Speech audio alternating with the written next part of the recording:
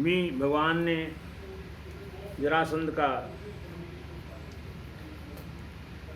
जरासंध से के जेल में बंद 20,800 राजाओं को कैद से मुक्त कराया और उनको आदेश दिया कि सावधानी से मन और इंद्रियों को बस में रख करके यज्ञों के द्वारा मेरा भजन करो और धर्मपूर्वक प्रजा की रक्षा करो। श्री कृष्ण ने भीमसेन द्वारा जरासंध का वध कराया।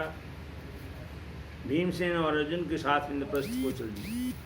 इंद्रप्रस्थ के पास पहुंचकर शंख बजाया। उन्होंने समझ लिया कि जरासंध मारा गया। अब युधिष्ठिर का राजसूय यज्ञ करने का संकल्प पूरा हो।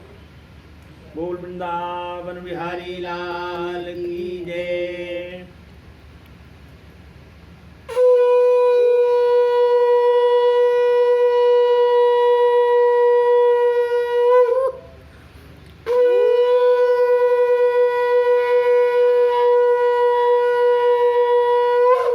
बोली वृंदावन बिहारी लाल की जय।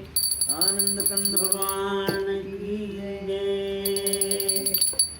आगे की कथा आती है शिशुपाल का उद्धार कैसे हुआ। भगवान सुखदेव जी कहते हैं कि धर्मराज युधिष्ठिर ने भगवान श्री कृष्ण की अनुमति से यज्ञ के योग्य वेदवादी ब्राह्मणों को बुला करके ऋत्विज आचार्य आदि के रूप में वर्ण किया। उनके नाम थे श्री कृष्ण, द्वैपायन, व्यासदेव जी, भारद्वाज, सुमंतो, गौतम, असित, वशिष्ठ, च्यवन, कण्वा, मैत्रेय, कण्व, कवस्त्रित, विश्वामित्र, वामदेव, सुमति, जैमिनी, क्रतु, पैल, पराशर, गर्ग, वैशंपायन, अथर्वा, कश्यप, धौम्य, परशुराम, शुक्राचार्य, भीष्म पितामह, आसुरी, वीतिहोत्र, मधुछंदा, वीरसेन और अकृत वर्णा। द्रोणाचार्य, कृपाचार्य, धृतराष्ट्र और दुर्योधन आदि पुत्र विदुर आदि को बुलाया। सोने के हलों से यज्ञ भूमि को जुतवा करके युधिष्ठिर को यज्ञ की दीक्षा दी। ब्रह्मा जी, शंकर जी, इंद्रादि लोकपाल उपस्थित हुए। सहदेव ने कहा कि यदुवंशी शिरोमणि भगवान श्री कृष्ण की अग्र पूजा होनी चाहिए। सबने सहदेव की बात का समर्थन किया। इस पर युधिष्ठिर ने भगवान श्री कृष्ण की अग्र पूजा की। आकाश से स्वयं ही फूलों की वर्षा होने लगी। शिशुपाल भगवान के गुण सुनकर उठकर खड़ा हो गया और कहने लगा कि श्री कृष्ण अग्र पूजा के योग्य कैसे हो सकता है। शिशुपाल ने मनमानी गालियां देना आरंभ कर दिया। जितनी बुराई भगवान के प्रति कर सकता था उसने की, जी भर के की। सबने उसे धिक्कारा और कई हथियार लेकर के उठ खड़े हुए। लड़ते झगड़ते भगवान श्री कृष्ण उठ खड़े हो गए। उन्होंने राजाओं को शांत किया और स्वयं क्रोध में आकर सुदर्शन चक्र से शिशुपाल का सिर काट दिया। शिशुपाल के मारे जाने पर उसके अनुयायी प्राण बचाने के लिए भागकर खड़े हुए। सब प्राणियों को देखते देखते शिशुपाल के शरीर से ज्योति निकलकर भगवान श्री कृष्ण में मिलती हुई दिखाई दी। इस प्रकार योगेश्वर भगवान श्री कृष्ण ने युधिष्ठिर का राजसूय यज्ञ पूर्ण किया। भगवान श्री कृष्ण ने जाने की अनुमति लेकर अपनी रानियों तथा मंत्रियों से के साथ इंद्रप्रस्थ से द्वारकापुरी की यात्रा आरंभ की। श्री सुखदेव जी कहते हैं कि सालों ने प्रण किया था कि यदुवंशियों को नष्ट कर दूंगा। वह शिशुपाल और जरासंध का मित्र था। उसने शंकर भगवान की तपस्या की। शंकर भगवान को प्रसन्न करके ऐसा रथ मांगा कि किसी के द्वारा नष्ट न हो। साल्व ने वह विमान प्राप्त करके द्वारिका पर चढ़ाई कर दी। अत्यंत सबको पीड़ित कर दिया। भगवान प्रद्युम्न, सात्विकी, चारुदेशन, सांब, अक्रूर, कृतवर्मा, मातुबिंद, गद, शुक, सारण आदि युद्ध के लिए निकल पड़े। साल्व के सैनिक और यदुवंशियों के बीच बड़ा घमासान युद्ध हुआ। प्रद्युम्न जी ने क्षण भर में सालों को मार काटा, उनकी माया को काट डाली। यदुवंशियों के बाणों से साल्व मूर्छित होकर गिर गया। साल्वे के मंत्री का नाम द्युमान था। उसने गदा मारकर प्रद्युम्न को मूर्छित कर दिया। सारथी प्रद्युम्न को रणमार्ग से हटाकर हाथ मुंह धुला करके फिर रथ पर सवार कर लड़ने के लिए द्युमान के पास लाया। इस प्रकार यदुवंशियों को और साल्व के साथ 27 दिनों तक भयंकर युद्ध चलता रहा। राजसूय यज्ञ पूरा करके जब भगवान श्री कृष्ण द्वारका पहुँचे तब उनको इस युद्ध का समाचार मिला। भगवान दारुक को रथ पर सवार करके युद्ध को चल पड़े। भगवान ने शाल्य को 16 बाण मार करके उसके विमान को चूर कर दिया। उसकी असीली पर गदा का प्रहार किया। वह खून उगलता हुआ अंदर ध्यान हो गया।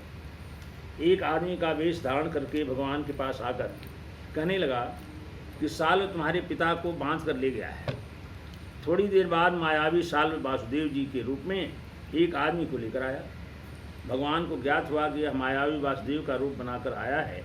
तब भगवान श्री कृष्ण ने माया रचित वासुदेव जी का सिर काट कर दिखलाया। फिर साल्व आकाश में जाकर छिप गया।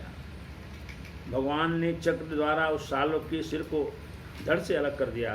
ठीक उसी समय दंतवक्र शिशुपाल का मित्र बदला लेने के लिए आ गया। देवताओं ने आकाश में धुंधुमी बजाई।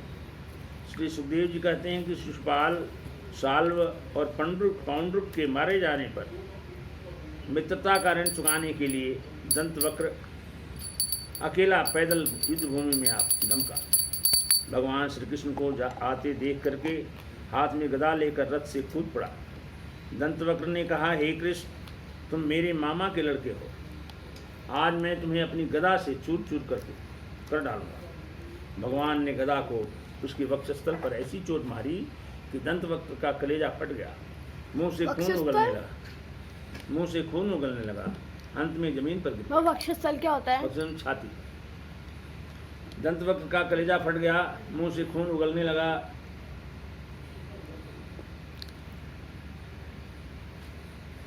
अंत में जमीन पर गिर पड़ा। दंतवक्र ने कि मृत शरीर से सूक्ष्म ज्योति निकली। वह भगवान श्री कृष्ण में बड़ी विचित्र रीति से समा गई। दंतवक्र के भाई का नाम विदुरथ था। भाई की मृत्यु देख करके हाथ में ढाल तलवार लेकर के भगवान श्री कृष्ण को मारने चला। भगवान ने वार करते देख चक्र से किरीट और कुंडल सहित उसका सिर धड़ से अलग कर दिया। भगवान ने दंतवक्र को मार करके द्वारकापुरी में प्रवेश किया। ये सामने रखा है, दिया के पास रंगीन दिया है ना। भगवान ने दंतवक्र को मार करके द्वारकापुरी में प्रवेश किया। बोली वृंदावन बिहारी लाल की जय। बोली द्वारकाधीश भगवान की जय।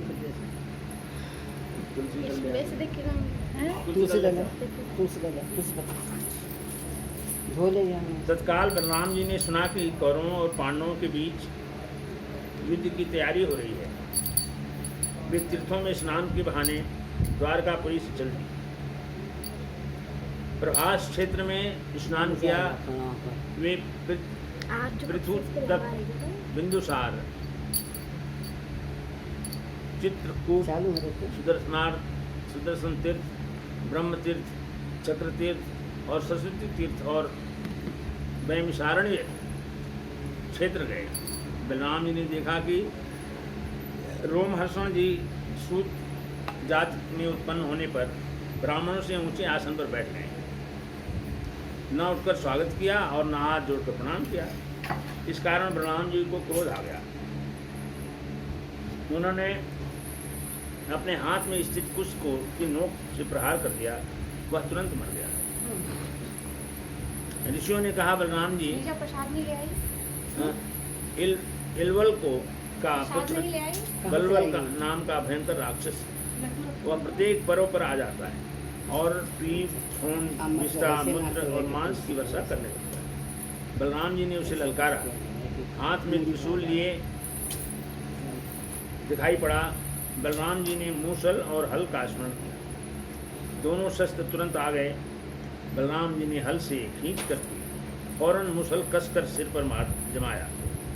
ललाट फट गया और खून उगलता हुआ धरती पर जा गिरा। ऋषियों ने बलराम जी को दिव्य अस्त्र और आभूषण प्रदान किए।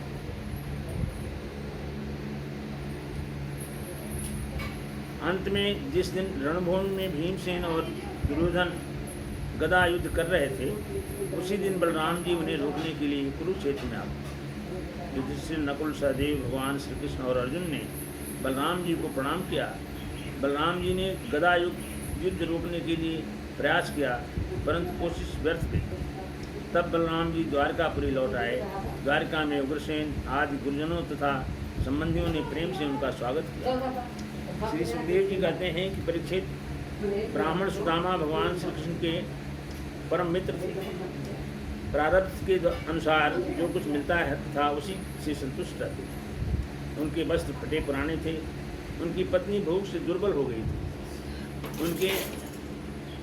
उसने अपने पति से कहा कि भगवान श्री कृष्ण आपके सखा हैं, आप उनके पास जाइए। सुदामा ने सोचा कि धन की कोई बात नहीं है, परंतु भगवान के दर्शन तो हो जाएंगे। वह अपनी स्त्री से बोले, कल्याणी, घर में भेंट देने योग्य कोई वस्तु नहीं है।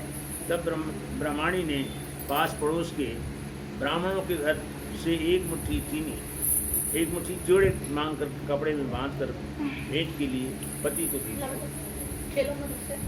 सुदामा जी लेकर द्वारकापुरी रवाना हुए। वहां पहुंचकर दरवानों से कहा कि हम भगवान से मिलना चाहते। द्वारपालों ने जाकर कहा, एक व्यक्ति अपना नाम सुदामा बताता है, वह आपसे मिलना चाहता है। भगवान ने सुदामा को अपने पास पलंग पर बिठाया। श्री कृष्ण जी ने स्वयं उनके पद पखारे और चरणों तक सिर पर धारण किया। सुदामा जी की पूजा की। भगवान ने कहा, भाभी ने मेरे लिए क्या भेजा, उपहार भेजा है। भगवान ने वस्त्र में बंधा हुआ चूड़ा छीन लिया। उसमें से एक मुट्ठी चूड़ा खा गए। दूसरी मुट्ठी जो ही भरी, जो ही रुक्मिणी जी ने हाथ पकड़ लिया और दूसरी मुट्ठी चूड़ा नहीं खाई। सुदामा जी एक रात्रि वहीं रहे और दूसरे दिन विदा मांगकर घर को रवाना हो गए। सुदामा जी ने अपने प्रिय मित्र से कुछ भी नहीं मांगा। मन में नाना प्रकार के विचार करते हुए घर पहुँचे। देखा कि घर रत्नों से जड़ित महलों से घिरा है। ठोर ठोर पर चित्र विचित्र भगवान बने हुए हैं। सुदामा जी सोचने लगे कि मैं क्या देख रहा हूँ, ये क्या हो रहा है? क्या यह वही स्थान है जहाँ मैं रहता था? पतिदेव का शुभागमन सुनकर के ब्रह्माणी को बहुत आनंद हुआ और पतिदेव को देख करके आंखों में आंसू छलक आए। पत्नी के साथ अपने महल में प्रवेश किया। उनका महल सब प्रकार की मणियों से सजा हुआ था। स्त्री और सुदामा ने हृदय में विचार किया कि यह सब मेरे प्रिय मित्र श्री कृष्ण की देन है। एक मुट्ठी चूड़ा खाकर मेरी दरिद्रता नष्ट कर दी। मुझे अब संपत्ति की आवश्यकता नहीं। सदा सर्वदा श्री कृष्ण के चरणों में मेरा अनुराग बढ़ता रहे। मन की प्रेम भावना से सुदामा की भगवान के प्रति भक्ति बढ़ती गई और आनंद से जीवन व्यतीत करते रहे। सुदामा ने स्त्री से कहा कि भगवान के चरणों में प्रेम भाव प्राप्त हो जाता है तो वह कर्म बंधन से मुक्त हो जाता है। बोलिए श्री कृष्ण सुदामा की जय। बोलिए श्री कृष्ण भगवान की जय। आनंद कंद भगवान की जय। चले श्याम सुंदर से मिलने सुदामा गाते चले मन में हरे कृष्ण रामा। चले श्याम सुंदर से मिलने सुदामा गाते चले मन में हरे कृष्ण राम। चले श्याम सुंदर से मिलने सुदामा गाते चले मन में हरे कृष्ण राम। लोटाव डोरी विप्र कांधे लटकाए तंदुल की गठरी बगल में छिपाए। लोटाव डोरी विप्र कांधे लटकाए तंदुल की गठरी बगल में छिपाए। चलते चलते पहुँच गए द्वारकापुरी धामा। गाते चले मन में हरे कृष्ण रामा। चले श्याम सुंदर से मिलने सुदामा। गाते चले मन में सुंदर से मिलने सुदामा गाते चले मन में चले श्याम सुंदर से मिलने सुदामा गाते चले मन में बोली वृंदावन बिहारी लाल की जय। भगवान श्री कृष्ण ने सुदामा जी का एक मुट्ठी चावल स्वीकार करके और उनको एक लोक का आनंद प्रदान कर दिया। जैसे द्वारिकापुरी थी वैसे ही सुदामापुरी बसा दी। भगवान की कृपा को देख करके सुदामा जी प्रसन्न हो गए। उनकी पत्नी ने कहा कि ये सब भगवान की कृपा से प्राप्त हुआ है। वो उनके चरणों में और भक्ति भाव से लग गए और कहते रहे कि जो भगवान की भक्ति और प्रेम भाव को प्राप्त करता है वह कर्म बंधन से मुक्त हो जाता है। श्री सुखदेव जी कहते हैं कि एक बार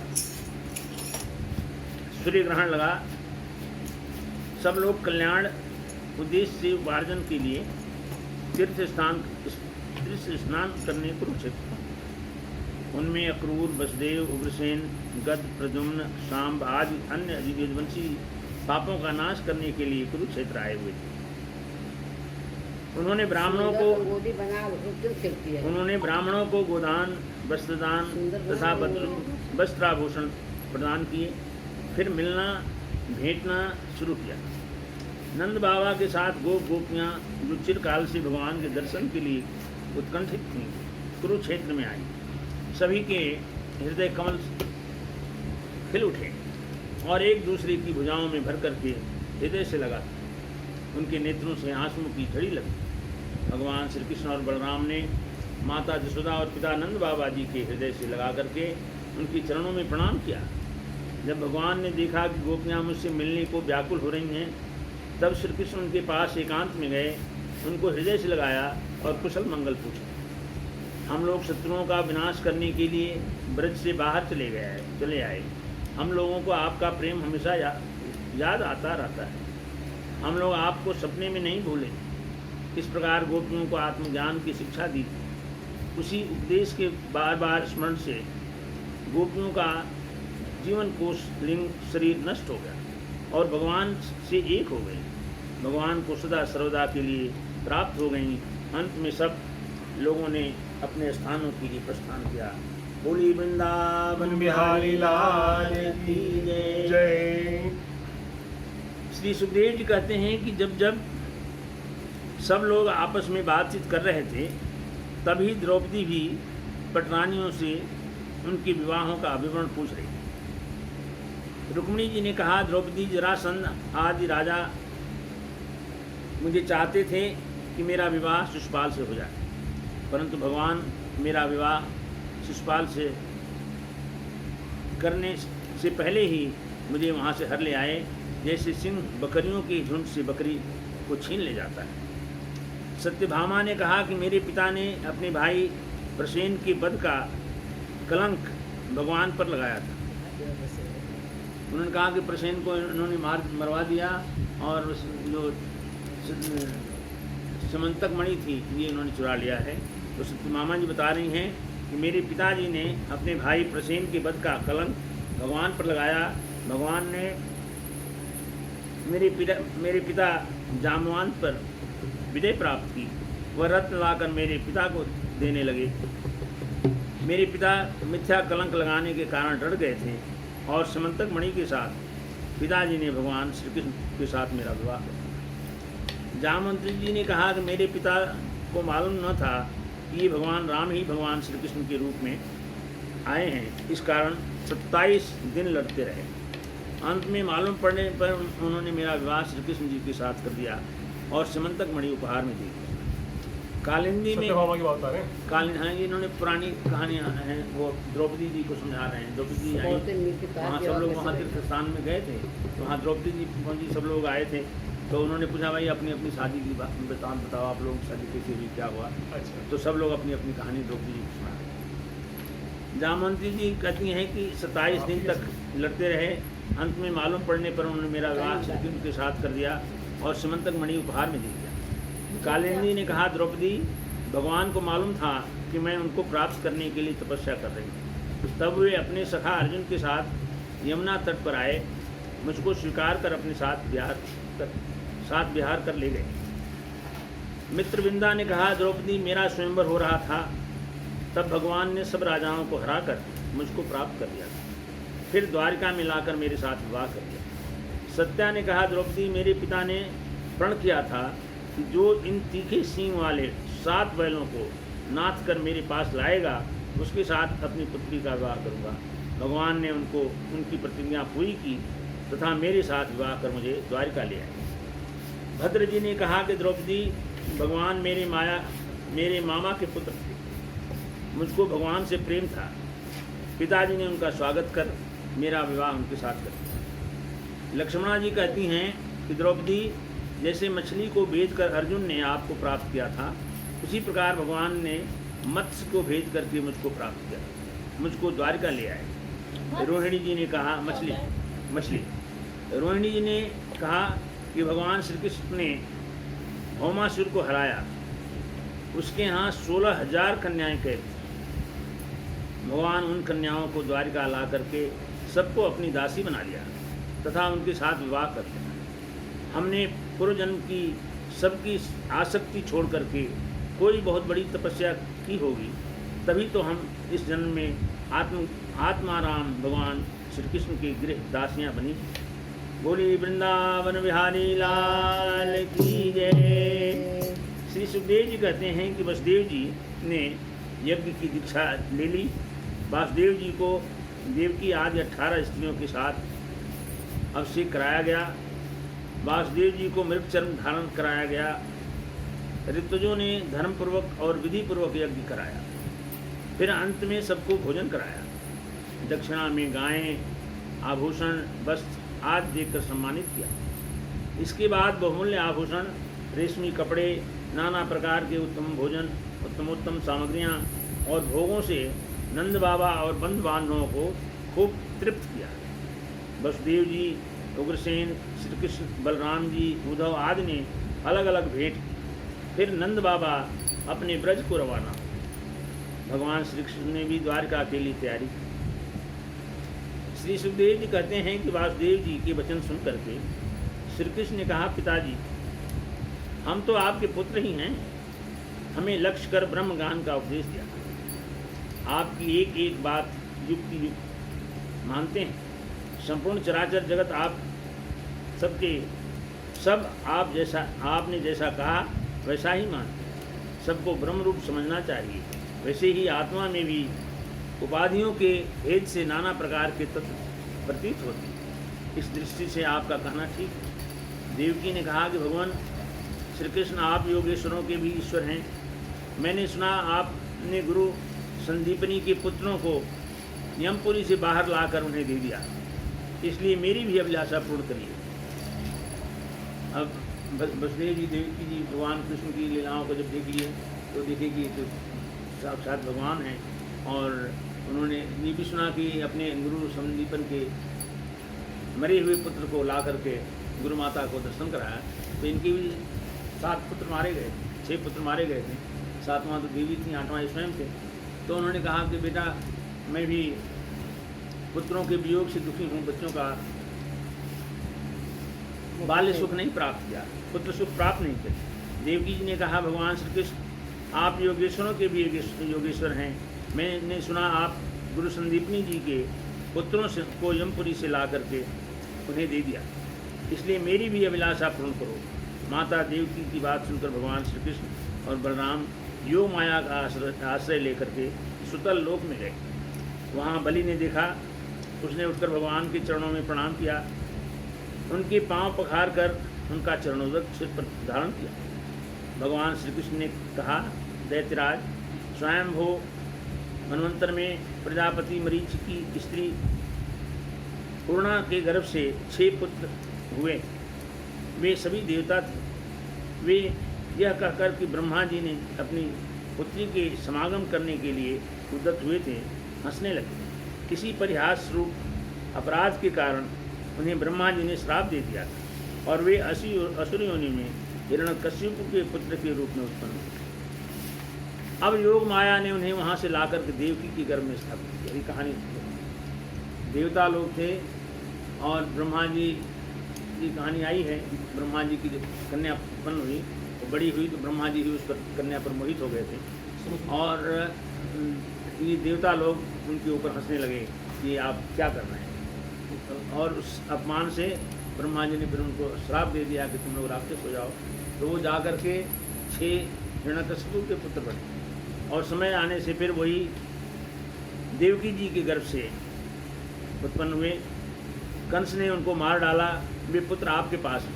अब भगवान कृष्ण गए हैं सुतल लोक, जहाँ पर बाली जी का राज था, बलि जी का, और वहाँ पर उनसे सुतल लोक से उनको लेकर के आते हैं। अत्यंत शोकाकुल होकर माता देवकी पुत्रों के लिए अत्यंत शोकाकुल है।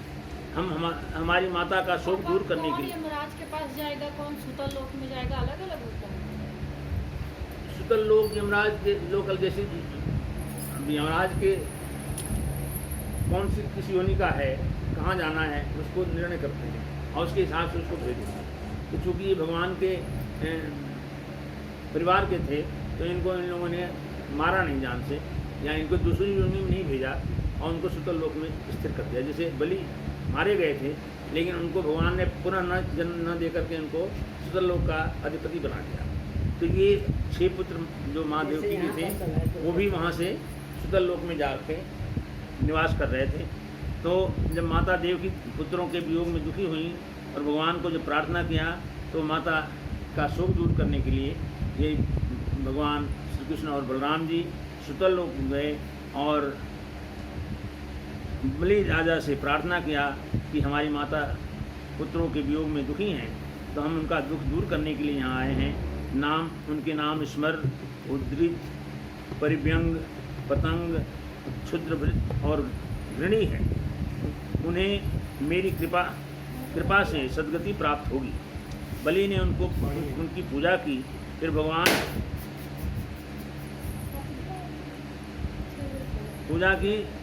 फिर भगवान उनको लेकर द्वारिका में लौटाए। माता देवकी को उनके पुत्र सौंप दिए। उन बालकों के अमृतमय दूध पिया। उस दूध को पीने से तथा भगवान के अंगों का स्पर्श होने से उन्हें आत्म साक्षात्कार हो गया। इसके बाद उन पुत्रों ने श्री कृष्ण, माता देवकी, पिता वसुदेव और बलराम जी को नमस्कार किया। तदनंतर सबके सामने वे देवलोक चले गए।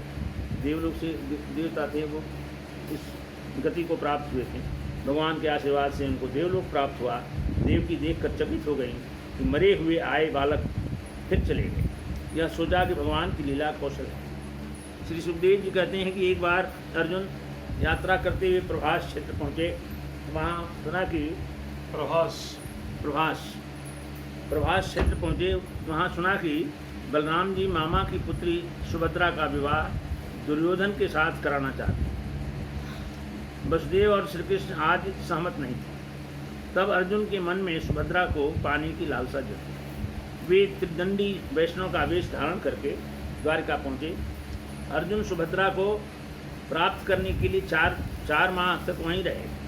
एक दिन बलराम जी ने उन्हें निमंत्रण किया। त्रिदंडी वेशधारी अर्जुन को श्रद्धा के साथ भोजन कराया। अर्जुन ने भोजन के समय सुभद्रा को देखा। उन्हें देखकर सुभद्रा ने भी मन ही मन उन्हें पति बनाने का निश्चय किया। एक बार सुभद्रा जी देव दर्शन के लिए रथ पर द्वारिका दुर्ग से बाहर निकलीं। उसी समय महारथी अर्जुन ने देवकी, वसुदेव और श्री कृष्ण को की अनुमति से सुभद्रा का हरण कर लिया। सैनिकों को मारते हुए सुभद्रा को लेकर वो चल पड़े। बलराम जी को समझाया तथा बलराम जी ने प्रसन्न होकर के वधू के लिए बहुत सा धन सामग्री, हाथी, रथ, घोड़े और दास दासियां दहेज में दी। श्री सुखदेव जी कहते हैं कि मिथिला में श्रुतदेव गृहस्थ ब्राह्मण रहते थे। वे भगवान के परम भक्त थे। जो कुछ मिल जाता उसी से निर्वाह कर लेते थे। मैथिल वंश के राजा बहुलाश्व थे। वे भी भगवान श्री कृष्ण के भक्त थे। एक बार श्री कृष्ण दोनों पर प्रसन्न होकर के नारद, वामदेव, अत्रि, वेदव्यास, परशुराम, असित, आर्णी और सुखदेव कहते हैं खुद मैं भी बृहस्पति, कण्व, मैत्रेय, च्यवन आदि ऋषि के साथ उनके यहाँ पहुँचे। भगवान सुखदेव ने घर महात्माओं सहित आए। भगवान सुखदेव के घर महात्माओं सहित आए तदंतर फल पुष्प तुलसी आदि से विधिवत पूजन कर उन्हें स्वादिष्ट भोजन कराया। भगवान ऋषियों सहित विप्रदेव के यहाँ पधारे। भगवान के आदेश के अनुसार इन्होंने भी पान पुष्प तुलसी आदि से ऋषियों की पूजा की। उसने सबको स्वादिष्ट भोजन कराया। इस प्रकार श्रुतदेव और बहुलाश महात्माओं की श्रद्धापूर्वक सेवा करने लगे। उसके प्रभाव से उन्होंने सद्गति और मोक्ष प्राप्त किया। जैसे भक्त भगवान की भक्ति करते हैं वैसे ही भगवान भी भक्तों की भक्ति करते हैं।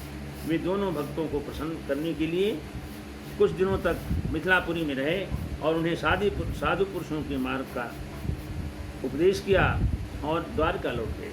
बोली वृंदावन बिहारी लाल की जय हो।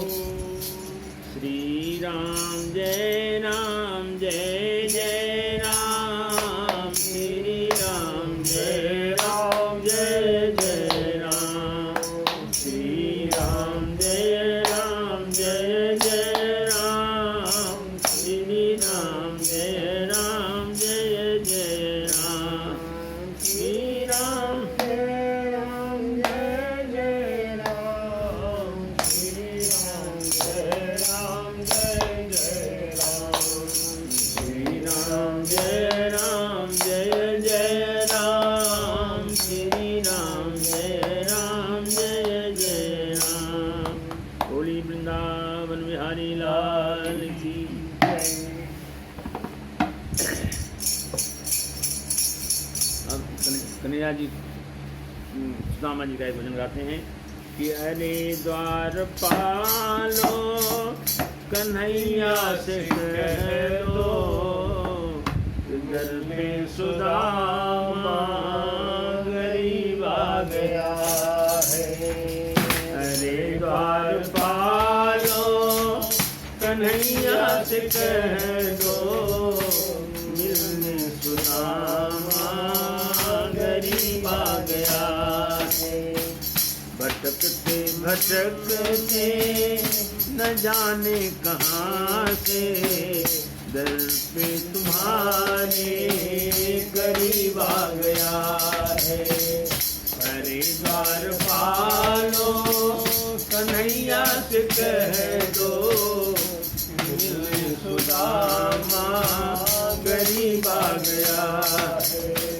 न सिर पे है पगड़ी न तन पे है जामा बता दो कन्हैया को नाम है सुदामा। न तन में है टोपी न तन पे है जामा बता दो कन्हैया को नाम है सुदामा। एक बार मोहन से जा कर के कह दो मिलने सखा बद नसीब आ गया है। अरे बार पालो कन्हैया से कह दो मिलने सुदामा गरीब आ गया है। सुनते ही दौड़े घनश्याम आए लगा कन गले से सुदामा को मोहन। सुनते ही दौड़े चले आए हैं मोहन लगाया गले से सुदामा को मोहन। हुआ रुक्मणी को बहुत ही अचंभा ये मेहमान कैसा अजीब आ गया है। हुआ रुक्मणी को बहुत ही अचंभा ये मेहमान कैसा अजीब आ गया है। अरे द्वारपालो कन्हैया से कह दो मिलने सुदामा गरीब आ गया है। भटकते भटकते न जाने कहाँ से दर पे तुम्हारे गरीब आ गया है।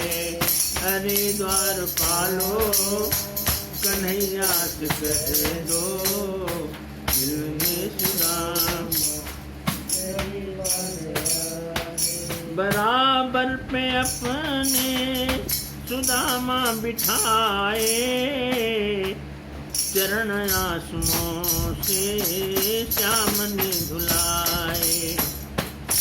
बराबर में अपने सुदामा बिठाए, चरण आंसुओं से श्याम ने धुलाए। न घबराओ प्यारे सुदामा, घबराओ प्यारे सुदामा, गरीब खुशी का जमाना करीब आ गया है। न घबराओ प्यारे सुदामा, विनोद खुशी का जमाना करीब आ गया है। अरे द्वार पालो सुदामा से कह दो, मिलने सुदामा गरीब आ गया है। अरे द्वार पालो कन्हैया से कह दो, मिलने सुदामा गरीब आ गया है। भटकते भटकते न जाने कहाँ से, दर पे तुम्हारे गरीब आ गया है। अरे द्वार पालो कन्हैया से कह दो, मिलने सुदामा गरीब आ गया। बोली वृंदावन बिहारी लाल भक्त वत्सल भगवान की जय हो। तो भगवान ने सबको सद्गति दी और बताया कि मेरा स्मरण करो, भगवान की भक्ति में अपने को लगाओ, और वहाँ उनको सब ज्ञान देकर मिथिलापुरी में रहे और उन्हें साधु पुरुषों के मार्ग पर चलने का उपदेश देकर के द्वारका पर चले। श्री सुखदेव जी कहते हैं कि ब्रह्मा, विष्णु और महादेव ये तीनों शाप और वरदान देने में समर्थ हैं। परीक्षित बृकासुर शकुनी का पुत्र था। बृकासुर शकुनी का पुत्र था। उसकी बुद्धि बिगड़ी हुई थी। कहीं जाते समय नारद को देखा और पूछा, 3 देवताओं में झटपट प्रसन्न होने वाला कौन है? नारद जी का उपदेश पाकर बृकासुर केदार क्षेत्र में आया। अग्नि को भगवान शंकर का मुख मान करके अपने शरीर का मांस काट काट कर हवन करने लगा। 6 दिन बाद भी शंकर भगवान ने दर्शन नहीं दिया। 7वें दिन केदार तीर्थ में आकर के भींगे बाल बोले वाले मस्तिष्क को कुल्हाड़े से काट कर हवन करना चाहता। और वो बृकासुर जो है वहाँ आकर के अपना सिर काट काट करके भगवान की भक्ति के लिए अर्पण करने लगा, अग्नि में हवन करने लगा। बृकासुर हाँ, ये शकुनी का पुत्र था। तो भगवान शंकर को प्रसन्न करने के लिए 7वें दिन केदार तीर्थ में स्नान कर भींगे बाल वाले मस्तक को कुल्हाड़ी से काट कर हवन करना चाहा। दयालु शंकर भगवान उसके हाथ पकड़ लिए और गला काटने से रोक दिया। मैं तुम्हें वर देना चाहता हूँ। बृकासुर ने यह वर मांगा कि जिसके सिर पर मैं हाथ रख दूँ वही भस्म हो जाए। हाँ, वही भस्मासुर बृकासुर बताया यहाँ पर। शंकर भगवान ने वर दे दिया। शंकर जी का वर प्राप्त करने पर बृकासुर के मन में लालसा आई कि मैं पार्वती को प्राप्त करूँ। इस कारण वह शंकर जी के पीछे दौड़ा कि पहले इन्हीं को समाप्त कर दो। जिन्होंने दिया इन्हीं पर पहले इसका वही भस्मासुर बृकासुर होता है। हाँ, भगवान जो है वहाँ से दौड़ पड़े। शंकर जी अपने प्राण बचाने के लिए स्वर्ग, बैकुंठ आदि स्थानों पर गए। भगवान ने देखा शंकर भगवान बड़े संकट में फंस गए हैं। भगवान योग माया से ब्रह्मचारी बनकर बृकासुर की तरफ आए। भगवान ने कहा कि आप थके से जान पड़ रहे हैं, तनिक विश्राम कर लीजिए। भगवान ने उनकी बुद्धि हर ली। आप शंकर जी की बात पर विश्वास करते हैं तो झटपट अपने सिर पर हाथ रखिए, आपको झूठ व सत्य का पता लग जाएगा। रखिए, आपको झूठ और सत्य का पता लग जाएगा। दुर्बुद्धि ने भूल कर अपने सिर पर हाथ रख लिया, उसी क्षण भस्म हो गया। देवताओं ने जय जयकार के नारे लगाए। भगवान शंकर उस विकट संकट से मुक्त हो। श्री सुखदेव जी कहते हैं कि एक दिन सरस्वती नदी के तट पर बड़े बड़े ऋषि मुनि बैठे हुए थे। उन्होंने आपस में चर्चा की। कहा कि ब्रह्मा, विष्णु और शंकर में सबसे बड़ा कौन है।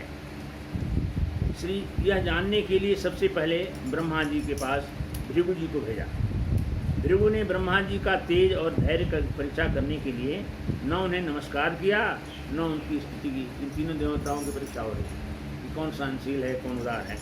तो न नमस्कार किया और न उनको स्तुति की। मालूम हुआ कि ब्रह्मा जी अपने तेज से दग रहे। उन्हें क्रोध आया। उन्हें जब मालूम हुआ कि यह मेरा पुत्र है, तब क्रोध को मन ही मन दबा लिए। वहाँ से भृगु जी कैलाश में गए।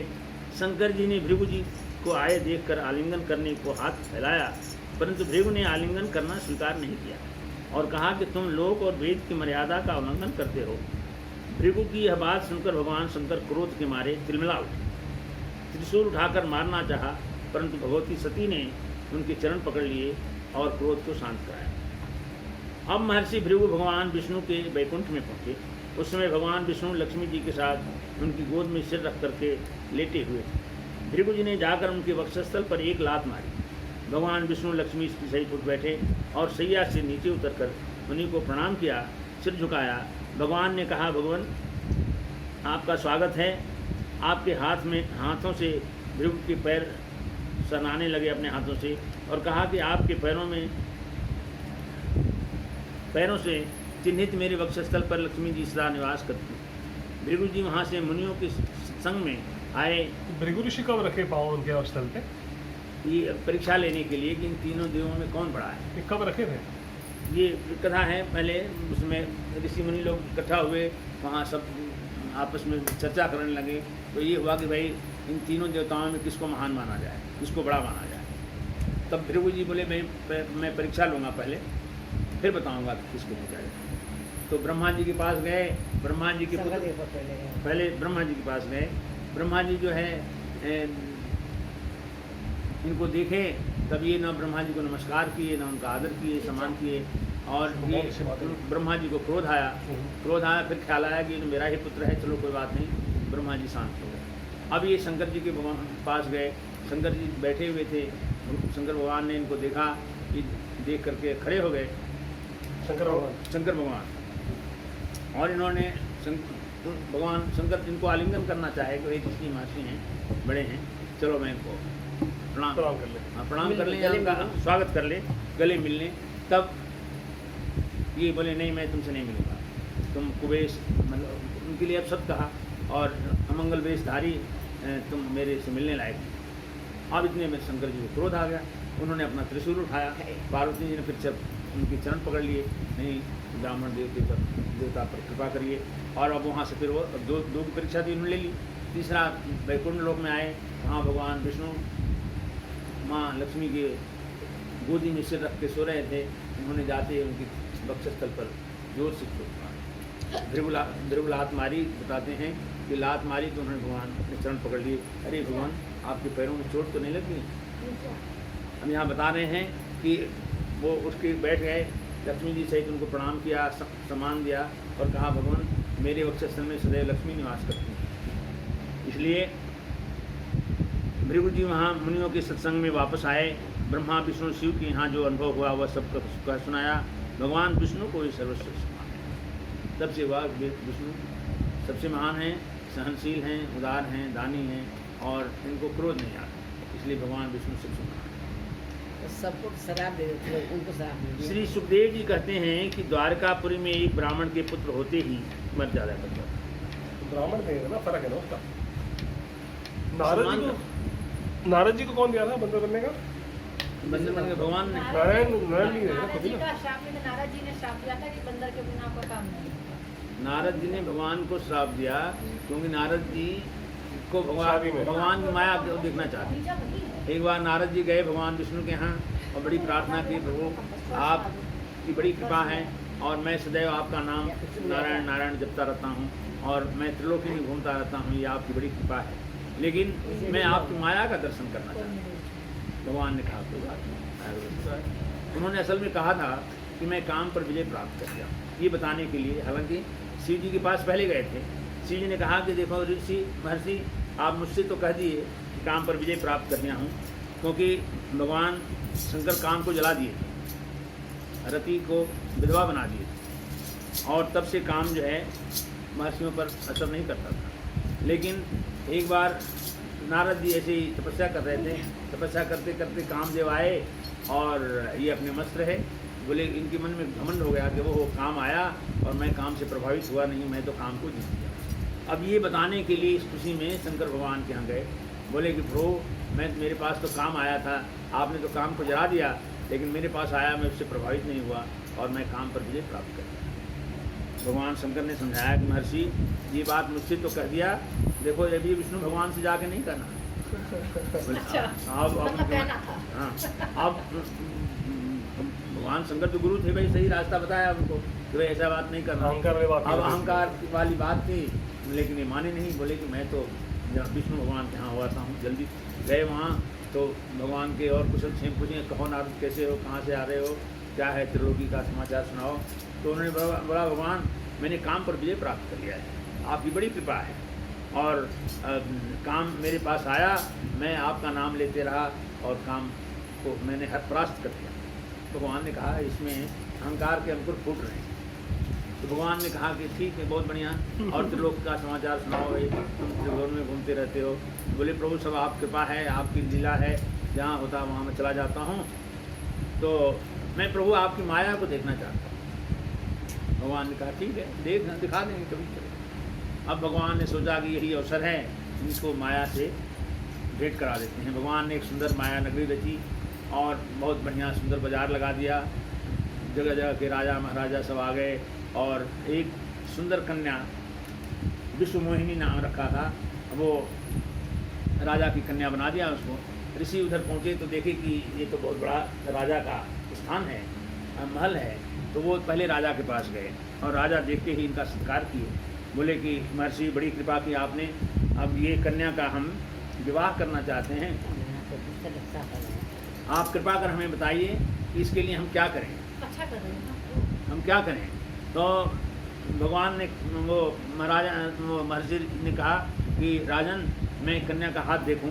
कन्या का हाथ पकड़े तो उससे मोहित हो गए। बोले कन्या तो मेरे योग्य है, मैं इससे शादी करना चाहता हूँ। लेकिन उसकी रेखा देखे बोले ये तो विश्व नियंता की पत्नी है, तो भगवान का ही रूप में मांग लाऊं। फिर वापस वहाँ से, अब ये माया भगवान की चीज़ दिखाना चाहते थे, तो ये नारद जी पुनः लौट करके विष्णु भगवान के पास गए।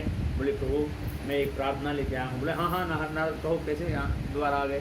बोले प्रभु, मुझे एक सुंदर सा रूप दे दीजिए जिससे मैं मेरा काम मनोरथ पूरा हो जाए। बोले हाँ, तुम्हारा जिसमें कल्याण होगा मैं वही करूँगा। भगवान ने उनको बंदर का रूप दे दिया। अब ये गए, वहाँ स्वयंवर चल रहा था, जिधर जिधर कन्या जयमाल लेके जाए विष्णुमोहिनी, उधर ही जाकर खड़े हो जाएं, कन्या इनसे मुँह फेर करके फिर चली जाए। विष्णु भगवान भी उस सभा में पहुँचे। विष्णु भगवान के सामने विष्णुमोहिनी गई, विष्णु भगवान गले में जयमाल दिया। अब नारद जी को बहुत क्रोध हुआ, अरे मैंने इनसे मांगने के लिए रूप इनसे मांगने के लिए गया था और मुझे छोड़ करके इनको वर्ण कर रही हैं। अब उनके गण थे वहाँ पर। बोले अरे बंदर, ऋषि, तुम जरा अपना चेहरा देख के आओ पानी में, क्या आगे पीछे दौड़ रहे हैं। तो अब ये दौड़ के जब वहाँ गए तालाब में, अपना चेहरा देखा, बोले बंदर का है। वो तुरंत नाराज हो गए और वो विष्णुमोहिनी के साथ भगवान खड़े थे। आके बोले कि तुम किसी का सुख देख नहीं सकते, मैं तुम्हें श्राप देता हूँ। जिस रूप को तुमने मुझे दिया है, पत्नी के वियोग में तुम रहोगे और यही रूप तुम्हारी रक्षा करेगा। इतनी देर में भगवान अपनी माया समेट लिए। उनको बोध हुआ, ओहो अरे मैं क्या करने जा रहा था, मैं एक ऋषि होकर के ऐसा अनर्थ। भगवान के चरणों में गिर गए, प्रभु मैंने आपकी माया को देख लिया, मुझे क्षमा करिए, मैं अपना श्राप वापस लेता हूँ। भगवान ने कहा नहीं ईश्वर, श्राप वापस नहीं होता, आप महर्षि हैं, आपने श्राप दिया है, मैं लीला करूँगा, पृथ्वी लोक पर जाऊँगा, मेरी पत्नी का मुझसे वियोग होगा और मैं आप जैसे ही रूप वाले लोगों से सेवा लेकर के, सहायता लेकर के, दुष्टों का संहार करके और विजय प्राप्त करूँगा। तो वो लीला भगवान कह रहे हैं कि यहाँ भगवान विष्णु का टेस्ट हुआ और उसमें पास हो गए। सुखदेव जी कहते हैं द्वारकापुरी में एक ब्राह्मण का पुत्र होते ही मर जाता था। एक दिन वह एक पुत्र को राजमहल के द्वार पर डाल आया। उसके 8 बालक पैदा होते ही मर गए। अच्छा, जब 9वां बालक पैदा होते ही मर गया, वह उसे लेकर राजमहल के द्वार पर डाल आया। खाने का रंग लाइए होता आया मार खाओगे तुम। उसी समय भगवान श्री कृष्ण के पास अर्जुन भी बैठे थे। ब्राह्मण ने कहा कि कोई धनुर्धारी योद्धा है जो मेरे बालक की रक्षा कर सके। अब उसको मत लाना। नहीं जाओ फादर पे। तो वहाँ भगवान श्री कृष्ण के साथ अर्जुन भी बैठे थे। वो जो ब्राह्मण जिसका पुत्र मर जाता था, वो राजमहल में अपने 8वें पुत्र को भी ले गया और 8 पुत्र उसके मर चुके थे। 9वें पुत्र को जब ले गया तो वहाँ राजमहल के द्वार पर जा कर के उसने भगवान श्री कृष्ण के पास प्रार्थना किया। ब्राह्मण ने कहा कि कोई धनुर्धारी योद्धा है जो मेरे बालक की रक्षा कर सके। अर्जुन ने प्रतिज्ञा की कि मैं तुम्हारे बालक को ला न सका तो अग्नि में जलकर भस्म हो जाऊँ। ये अद्भुत अद्भुत लीलाएँ हैं। भगवान कहते हैं कि कभी भी समय को देख करके और आवेश में आकर के कोई क्रोध करके कोई प्रण प्रतिज्ञा या कोई वाक्य नहीं करना चाहिए। अब अर्जुन जी वहाँ देखे कि ये ब्राह्मण इतना दुखी है। भगवान तो मौन रहे, सुनते रहे, लेकिन अर्जुन तब तक खड़े हो गए कि मैं धनुर्धारी हूँ, विश्व का सबसे बड़ा धनुर्धारी मैं, और मैं तुम्हारे बालक की रक्षा करूँगा और मैं इसको जीवित करके रहूँगा। अगर नहीं ला सका तो मैं अग्नि में जलकर भस्म हो जाऊँगा।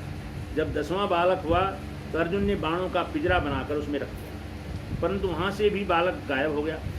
अर्जुन लज्जित हो पता लगाने यमपुरी में गए।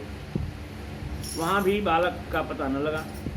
वह इंद्र, वरुण, कुबेर और देवताओं के नगर पहुँचे, परंतु वहाँ भी बालक का पता नहीं लगा। अंत में अपनी प्रतिज्ञा के अनुसार अग्नि में कूद कर जलने का विचार कर ही रहे थे कि भगवान श्री कृष्ण ने आकर उनको बचाया। उनका अहंकार था कि मैं धनुर्धारी हूँ और सबसे बड़ा धनुर्धर हूँ, मैं बालक की रक्षा करूँगा, मृत्यु से भी रक्षा करूँगा। लेकिन भगवान ने जब इनका अहंकार चूर कर दिया, तब भगवान ने ही जाकर इनको अग्नि में जलने से बचाया।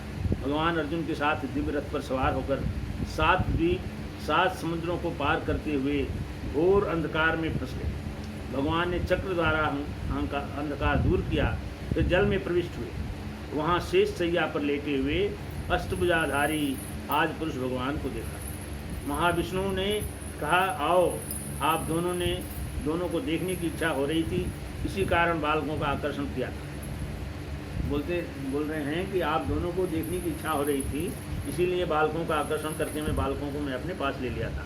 अब आप दोनों शीघ्र अस्त्रों का संहार करके मेरे पास वापस चले जाना। आदेश के अनुसार श्री कृष्ण सब बालकों को लेकर द्वारिका लौट आए और भगवान ने ब्राह्मण को सब बालक सौंप दिए। इस प्रकार भगवान ने भगवान के वैभवशाली अनंत चरित्र है। भगवान अपनी लीला और चरित्र दिखलाते हुए इस लीला का संवरण करना चाहते हैं।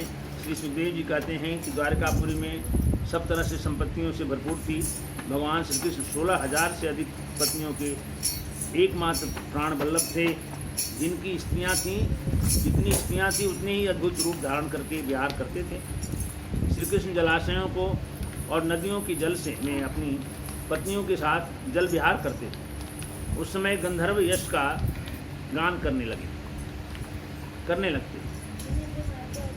पिचकारी छीन लेने के लिए रानियां उनके पास पहुंच जाती और इसी बहाने प्रियतम का आलिंगन करते।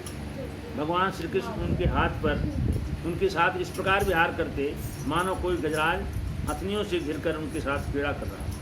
भगवान श्री कृष्ण और उनकी पत्नियां क्रीड़ा करने के बाद अपने अपने वस्त्राभूषण उतार कर उन नटों और नर्तकियों को दे देते जिनकी जीविका केवल गाना बजाना ही था।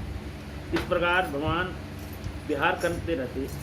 उनकी चाल ढाल, बातचीत, चितवन मुस्कान, हास विलास और आलिंगन से रानियों को की चित्तवृत्ति उन्हीं की ओर खींची रहती थी। भगवान के परम पराक्रमी पुत्रों में 1800 महारथ यदुवंश के बालकों की शिक्षा देने के लिए 3,28,00,000 आचार्य थे। महाराज उग्रसेन के साथ 1 मील के लगभग सैनिक रहते थे। मील कहते हैं लाख, करोड़, पदम 10 पद्म शंख शंख और शंख 10 शंख नील संख्या गिनो। अभी ये नहीं कि अभी कलयुग में इतनी संख्या है, उसमें कितनी संख्या है बता रहे हैं। इतनी तो 100 शंख होगी ना। 1000 करोड़ मिलकर के एक शंख हुआ, 1 लाख करोड़ है ना। करोड़ 10 करोड़ अरब 10 अरब खरब 10 खरब पद्म 10 पद्म शंख। 10 शंख। तो ये करीब 6 शून्य हो गया, तो 10 करोड़ 10 लाख करोड़ कितना हुआ? 10 लाख करोड़ ये जो है इतनी शिक्षा देने के लिए इनके आचार्य थे महाराज उग्र के साथ। हाँ हाँ, ये महाराज उग्र के साथ एक नील के लगभग सैनिक थे। महाराज उग्रसेन के साथ एक नील के लगभग सैनिक थे। और भगवान जब गए हैं रावण पर विजय प्राप्त करने के लिए लंका में, तो पद्म 18 जूथपलम 18 पद्म और लाभ से नील से भी ऊपर थे 18 पद्म। उतना झुंड का झुंड, बंदरों का झुंड।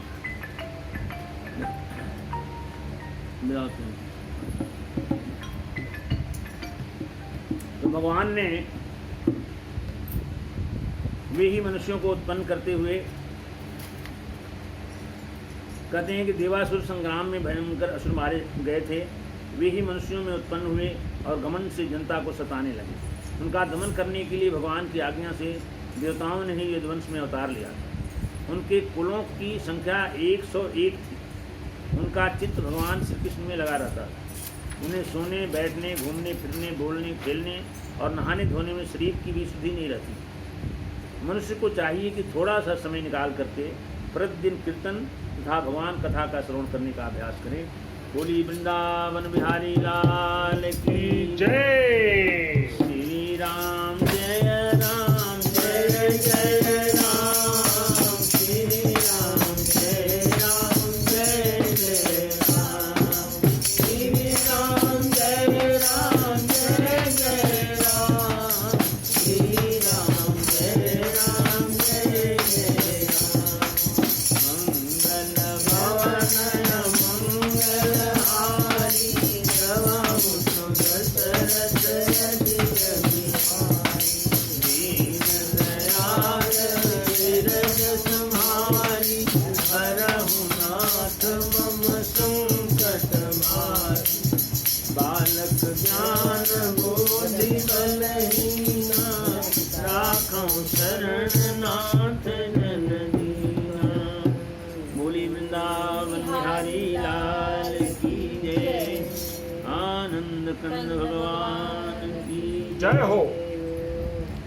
श्रीमन्नारायण हरि श्रीमन्नारायण हरि श्रीमन् बोलो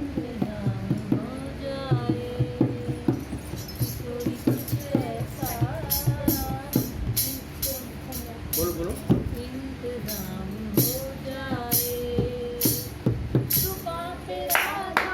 राधा राधा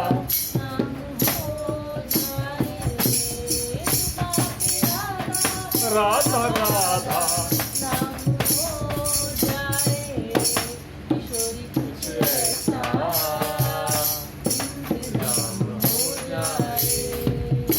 किशोरी कुछ ऐसा इंतजाम हो जाए।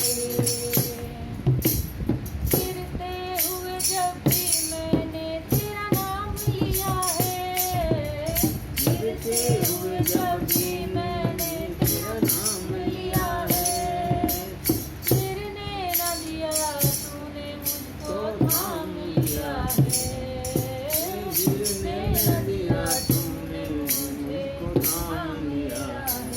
किशोरी कुछ ऐसा इंतजाम हो जाए, किशोरी कुछ ऐसा इंतजाम हो जाए। सुबह की राधा राधा राधा नाम हो जाए, सुबह की राधा राधा राधा नाम हो जाए। किशोरी कुछ ऐसा इंतजाम हो जाए, कुछ ऐसा इंतजाम हो जाए। तुम न सुनोगी तो मेरी कौन सुनेगा, तुम जो न सुनोगी तो मेरी कौन सुनेगा, तुम न सुनोगी तो मेरी कौन सुनेगा, तुम न देखोगी तो मुझे कौन देखेगा, बिहारी कुछ ऐसा इंतजाम हो जाए, किशोरी कुछ ऐसा इंतजाम हो जाए। जुबां पे राधा राधा राधा नाम हो जाए, जुबां पे राधा राधा राधा नाम हो जाए, किशोरी कुछ ऐसा इंतजाम हो जाए, बिहारी कुछ ऐसा इंतजाम हो जाए, किशोरी कुछ ऐसा इंतजाम हो जाए। बोली वृंदावन बिहारी लाल की जय। अब यदुवंशियों को श्राप मिला ऋषियों का।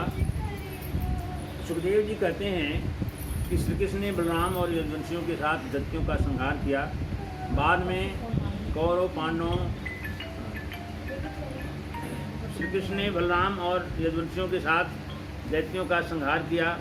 बाद में कौरव पांडवों के युद्ध की भूमिका रची गई। भगवान ने ऋषियों द्वारा कुल को शाप दिलाने वाले उपक्रम किया। भगवान की प्रेरणा से वशिष्ठ, विश्वामित्र, दुर्वासा, अंगिरा और नारद द्वारका के पास पिंडारक क्षेत्र में आए। बालकों ने जामवंती के पुत्र सांब को एक सुंदर स्त्री का वेश बना करके मुनियों के पास भेजा। चरण स्पर्श किया और विनीत भाव से बोले, हे मुनियों, यह स्त्री गर्भवती है, इसके बच्चा जल्द होने वाला है। आप यह बतलाएं कि कितने का कष्ट करें कि इसके गर्भ से कन्या होगी या पुत्र होगा। इसलिए किसी का अपमान और हंसी नहीं करना चाहिए। ऋषियों के पास लड़के मजाक मजाक में भगवान के पुत्र सांब को औरत का कपड़ा पहना करके ले गए और ऋषियों से बोलने लगे। वो स्त्री सांब जो बने थे उन्होंने जाकर ऋषियों को प्रणाम किया। बच्चों ने कहा कि प्रभु, ये महिला गर्भवती है, इसके पेट में बच्चा है, होने वाला है, आप कृपा करके बताएं कि इसको पुत्र होगा या पुत्री होगी। मजाक कर रहे हैं। हाँ, मुनि लोग व्यंग्यपूर्वक उपहास से कुपित हो गए। उन्होंने आवेश में आकर कहा, अरे मूर्खों, सुनो, इससे तुम्हारे कुल का नाश करने वाला मूसल पैदा होगा। मूसल ओखली ओखली हाँ, मूसल डंडा डंडा लोहे का मोटा सा सांप। होता है, उसको मूसल कर। लड़कों ने सांप का पेट खोला तो लोहे का मूसल निकल पड़ा। सब लड़के उस मूसल को लेकर उग्रसेन के पास गए। राजा उग्रसेन ने मूसल का चूर्ण करा करके बचे हुए टुकड़े को समुद्र में फेंकवा दिया। एक मत्स्य उस लोहे के खंड को निगल गई। घिसा हुआ चूर्ण तरंगों में बहता हुआ किनारे पर जमा हो गया। उससे तीक्ष्ण धार वाले लंबे लंबे तीर्ण उत्पन्न हो गए। अब इन्होंने तो इसको टुकड़ों टुकड़े कर दिया कि न रहेगा न कोई आघात करेगा, लेकिन वो बोलते हैं कि जितने चूर्ण करके समुद्र में फेंक दिए वो सारे चूर्ण किनारे जा गए और वो बाण बन गए, नुकीले बाण बन गए, धार वाले बाण। और जो खड़क का काम करते थे, मत्स्य जरा नामक व्याघ के जाल में मछली के साथ फंसकर आई, पेट चिरा गया तो लोहे का वही मुसल टुकड़ा निकला। एक टुकड़ा निकल गई मछली को जब पकड़ कर लोग लाए तो जब उसका पेट फड़ा गया तो उसमें से वो मुसल निकला। और पेट चिरा तो लोहे का वही मुसल का बड़ा टुकड़ा निकला। जरा नाम की व्याघ ने लोहे के टुकड़े से बाण बनाकर अग्रभाग बनाया। शिकार खेलते समय उसने वही बाण अनजाने में मृग समझकर भगवान के सुकोमल चरणों पर दे मारा। ये बताया है कि भगवान सब लीलाएं करके अंत समय आया था तो उन्होंने ही रचना रची, ऋषियों से श्राप दिलवाया और ऐसी प्रेरणा दी कि वंश का अंत हो जाए। और अपने उसी विचार में जा कर के एक वृक्ष के नीचे लेट गए। एक व्याध जो शिकार की तलाश में घूम रहा था, वही बाण जो तीखे तीखे बाण उस मुसल के टुकड़े से बन गए थे, वो व्याध अपनी तीर पर चढ़ा करके, अपने धनुष पर चढ़ा करके तीर घूम रहा था उनकी तलाश में, जीवों की जो कोई जानवर मिले मारूं। दूर से भगवान के चरण चमक रहे थे, उसने समझा कोई जीव है, कोई जानवर है। तो व्याध ने जोर से तीर मारा और भगवान के जाकर चरणों में लगे और भगवान को बाण जा कर के लग गया। शिकार खेलते समय वही बाण अनजाने में मृग समझकर भगवान के कोमल चरणों पर दे मारा। देव ने यादों की बुद्धि हर ली थी। मैरेक नामक मदिरा का सेवन करने लगे। नशे में वे एक दूसरे से लड़ने लगे, झगड़ने लगे।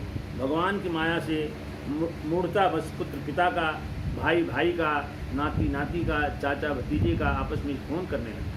जब सब हथियार समाप्त हो गए तो समुद्र तट पर लगी घास को, जो लोहमय मुसल के चूर्ण से पैदा हुई, अब सारे अस्त्र समाप्त हो गए।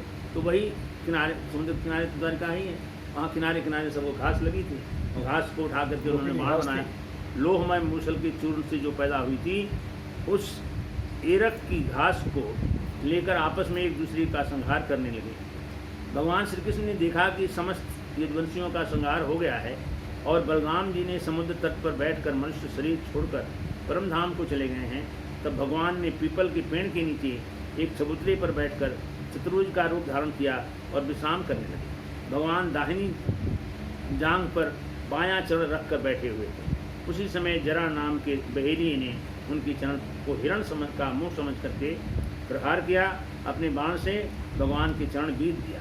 वह बाण वही था जो मुसल के टुकड़े से बाण को की नोक बनाई गई थी। भगवान ने बहेली से कहा, डरो मत और जाओ, स्वर्ग में निवास करोगे। भगवान विमान पर बैठ करके अपने लोक को चले गए।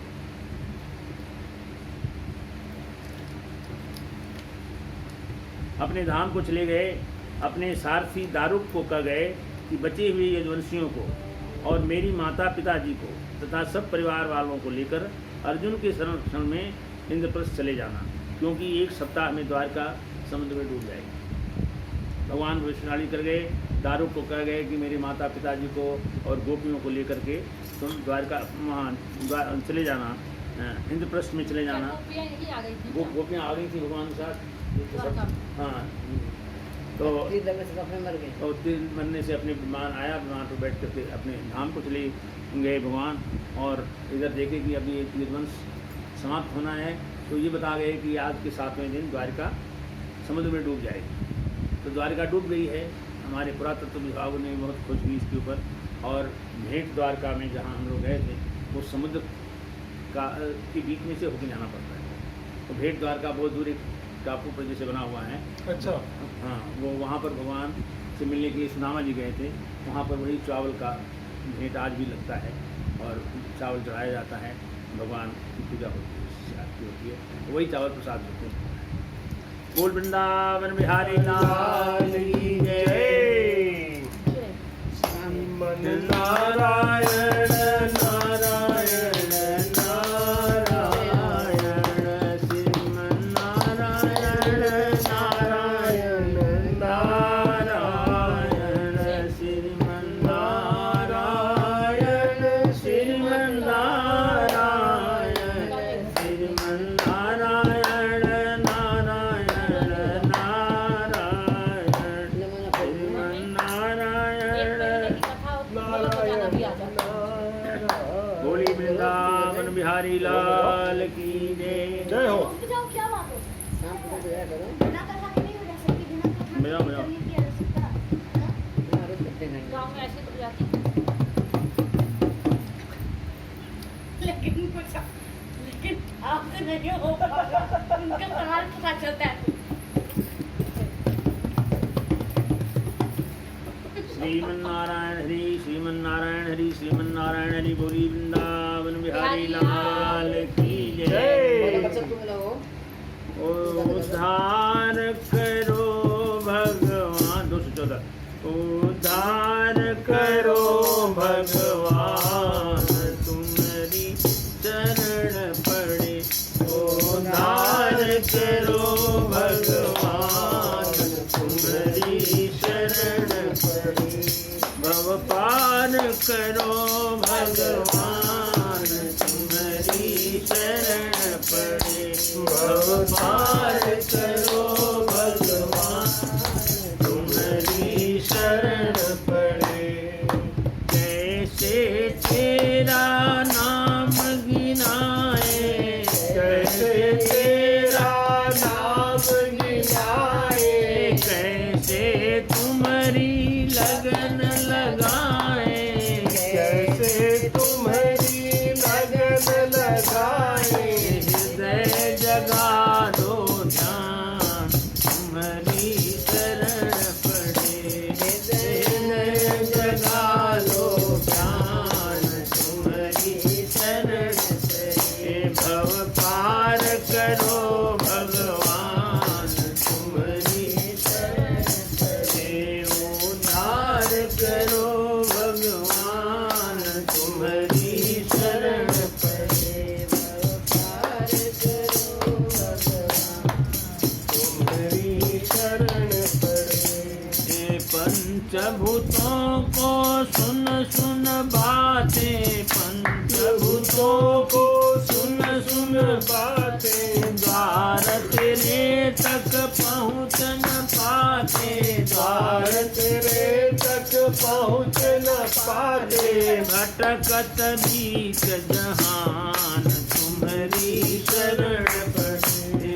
उद्धार करो भगवान तुम्हारी शरण पड़े। भव पार करो भगवान तुम्हारी शरण पड़े। तुम ही श्यामल कृष्ण मुरारी, तुम ही श्यामल कृष्ण मुरारी। राम तुम्ही गणपति त्रिपुरारी, राम तुम्ही गणपति त्रिपुरारी। तुम्ही बने हनुमान तुम्हारी शरण पड़े। भव पार करो भगवान तुम्हारी शरण पड़े।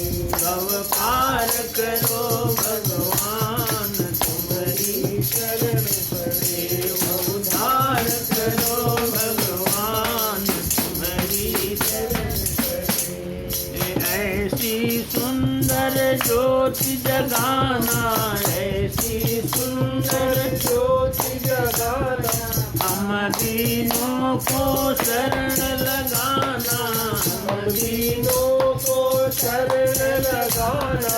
हे प्रभु कृपा निदान तुम्हारी शरण पड़े। भव पार करो भगवान तुम्हारी शरण पड़े। उद्धार करो भगवान तुम्हारी शरण पड़े। भव पार करो भगवान तुम्हारी शरण पड़े। बोली वृंदावन बिहारी लाल की जय। जय। आनंद कंद भगवान की जय। श्री भगवान की अद्भुत लीलाएं भगवान ने पटाक्षेप किया और अपनी लीलाओं का स्मरण करते हुए भगवान अपने लोक को चले गए। सुखदेव जी कहते हैं कि एक दिन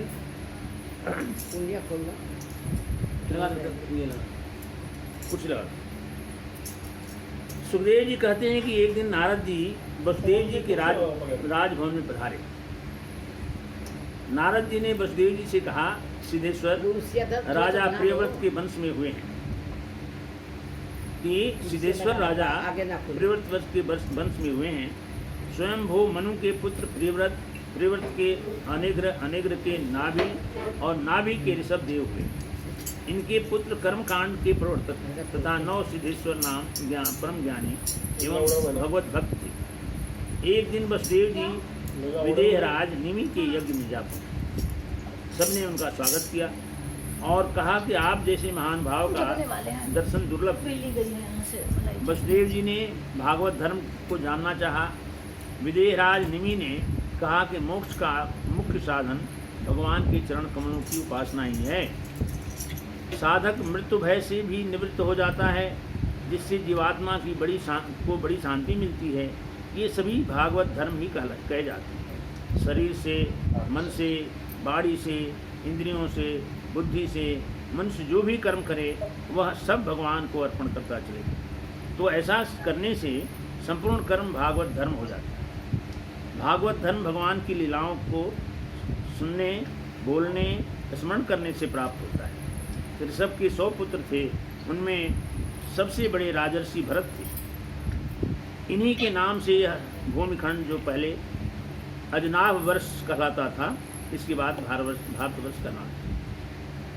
भगवान के अवतारों का वर्णन कर रहे हैं। पहले का नाम था अजनाभ वर्ष। हाँ, अजनाभ वर्ष, भारतवर्ष बाद में हुआ भरत जी के नाम से। तो राजा निमि ने पूछा, योगीश्वरों, द्रुमिल जी ने कहा भगवान अनंत हैं, उनके गुण भी अनंत हैं। भगवान ने प्रथम पंच महाभूतों से ब्रह्मांड की उत्पत्ति की, अपनी चेतना शक्ति से के साथ अंतर्यामी रूप में प्रवेश किया।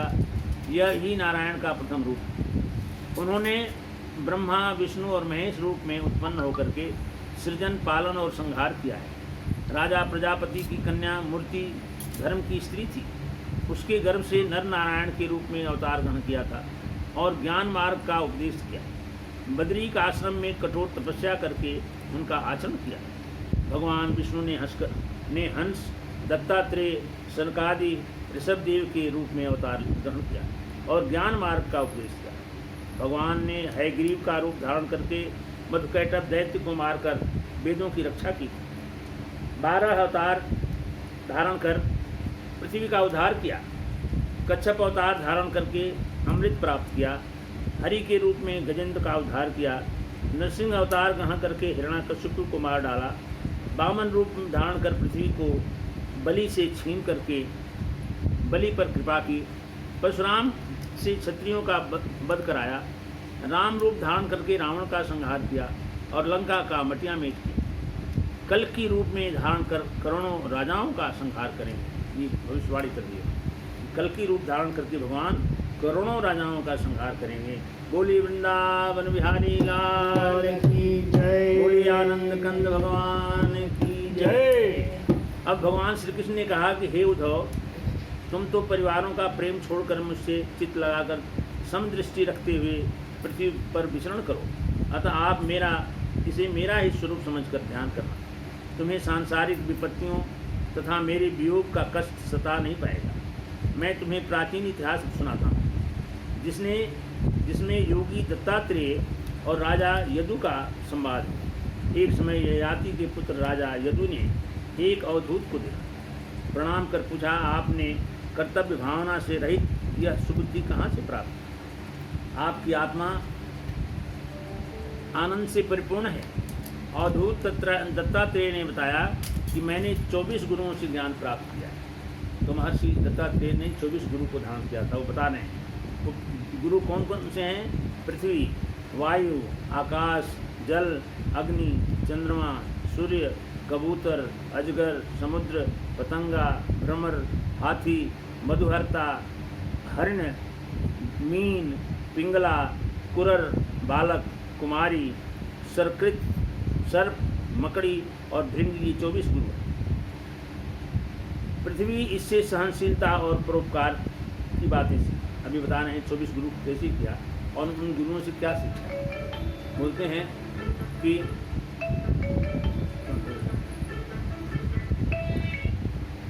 पृथ्वी से सहनशीलता और परोपकार की 2 बातें सीखी। धैर्य की और क्षमा की शिक्षा दी।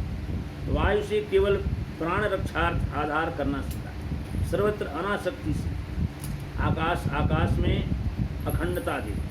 साधक को आत्मा की आकाश रूपता की भावना रखनी चाहिए। जल से शुद्धता सीखी। साधक को भी स्वभाव से ही शुद्ध, स्निग्ध, मधुरभाषी और लोक पावन होना चाहिए। अग्नि से सर्वभक्षी और किसी के गुण दोष का ग्रहण न करना सीखा। अग्नि कहीं प्रकट होती है, कहीं अप्रकट रहती है। वैसे ही साधक भी कहीं गुप्त और कहीं प्रकट हो जाए। चंद्रमा से आत्मा का अविनाशी और शरीर का विनाशी भाव सीखा। साधक चंद्रमा की तरह समान रहे। उसके घटने और बढ़ने पर ध्यान आवश्यकता अनुसार रखे। सूर्य एक है, जल में प्रतिबिंबित होने का अनेक रूप हैं। सूर्य जल खींच करके समय पर वर्षा देता है, वैसे ही साधक विषयों को ग्रहण कर समय आने पर त्याग। कबूतर से सीखा प्रेम का संग न करें। कबूतर का प्रेम कबूतरी और बच्चों में था। बहेलिए ने बच्चों को जाल में पकड़ लिया।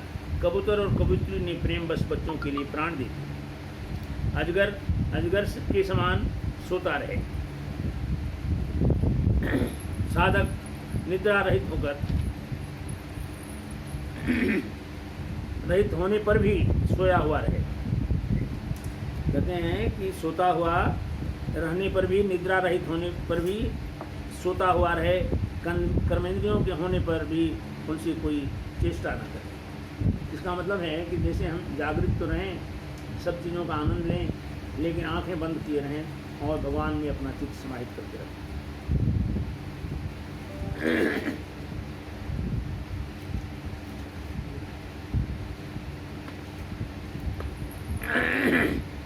समुद्र से सीखा गंभीरता। शोक हर्ष न करना। साधक को सर्वदा प्रसन्न और गंभीर रहना चाहिए। भाव अथाह और अपार रखना चाहिए। पतंगा से सीखा कि आसक्ति विनाश का कारण है। पतंगा रूप पर मोहित हो आग में कूद पड़ता है। साधक को भी स्त्री पर मोहित होकर अपना सर्वनाश नहीं करना चाहिए।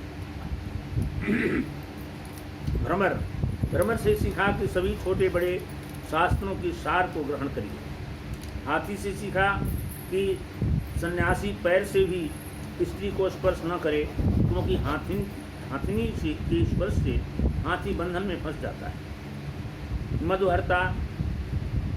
मधुहरता से सीखा कि पापियों का धन दूसरे ही हरण कर लेते हैं। मधुमक्खी जैसे मधु इकट्ठा करती है, उसको कोई और ले जाता, मधु उसका मधुमक्खियाँ उपयोग नहीं कर पाती। तो बता रहे हैं कि दूसरे ही हरण कर लेते हैं, मौज उड़ाते हैं। मधुमक्खी शहद इकट्ठा करती है, परंतु शहद के सहित अपने प्राण भी खो देती है। हरिण से क्या सीखा? हरिण से सीखा कि भगवान के कीर्तन तथा गानों के अलावा स्त्रियों के गंदे गीत न सुने, वरना साधक बंधन में पड़ जाता है।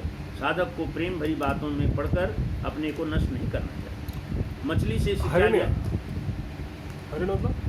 हरिणा डियर। अच्छा।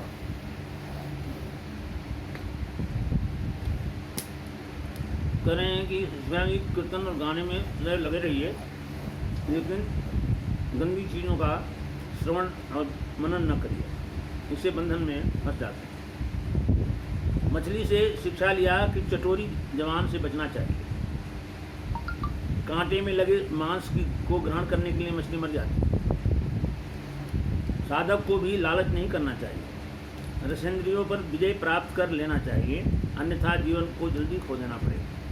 ये तरह तरह की बीमारियाँ ज़्यादा रसास्वादन करने से ये आ जाएंगी और शरीर का नाश होता है। पिंगला वैश्या थी। पिंगला वैश्या से शिक्षा ली कि दूसरे से किसी प्रकार की आशा नहीं करनी चाहिए। और यह वैश्या विदर्भ नगर में रहती थी। शाम को श्रृंगार कर खिड़की पर जा बैठती थी। पुरुषों ने को फंसाकर धन ऐंठती थी। एक दिन आधी रात को तक कोई भी नहीं आया। मैं कैसी मूर्ख हूँ जो पति को छोड़कर तुच्छ क्षणभंगुर आदमियों की आशा करने लगी हूँ। मैंने इस निंदित वृत्ति द्वारा अपनी आत्मा को कष्ट पहुँचाया। यह मनुष्य शरीर कितना घृणित है। इसमें तो मल के 9 पनारे दिन रात बहा करते हैं। इसके अंदर मल मूत्र कप आदि गंदी वस्तुएं भरी हैं। मुझे धिक्कार है। मैं तो अब लक्ष्मी जी के समान भगवान को अपना पति बनाकर उन्हीं के साथ रमण करूँ। वह वैश्या दुराशाएं त्याग करके पलंग पर जाकर सो गई। मैंने उससे यह उपदेश सीखा कि किसी की आशा न करना ही सुख प्राप्ति का मार्ग है। यह पिंगला वैश्या का एक विशिष्ट अप्सरा थी। कुरट पक्षी से शिक्षा ली कि किसी की भी वस्तु को ग्रहण नहीं करना चाहिए।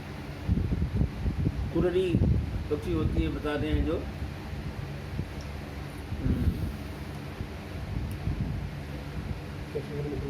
वो क्या है जो लकड़ी लग चुकी है, क्या बताया? यहाँ शिक्षा लीजिए, अरे बताएं बता दिए।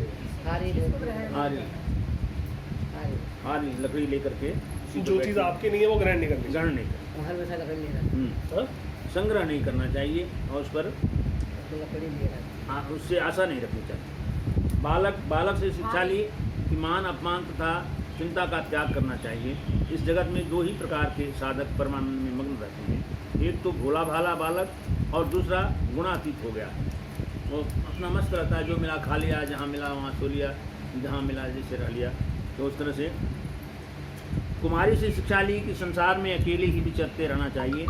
कुमारी धान कूट रही थी, चूड़ियाँ आवाज़ कर रही थी, उसने सब चूड़ियाँ उतार दी, एक एक चूड़ी रहने दी, किसी प्रकार आवाज़ नहीं की। मैंने यह शिक्षा ली कि जब बहुत लोग एक साथ रहते हैं तो कलह होता है। मनुष्य को अकेले ही विनम्र रहना चाहिए, विचरना चाहिए।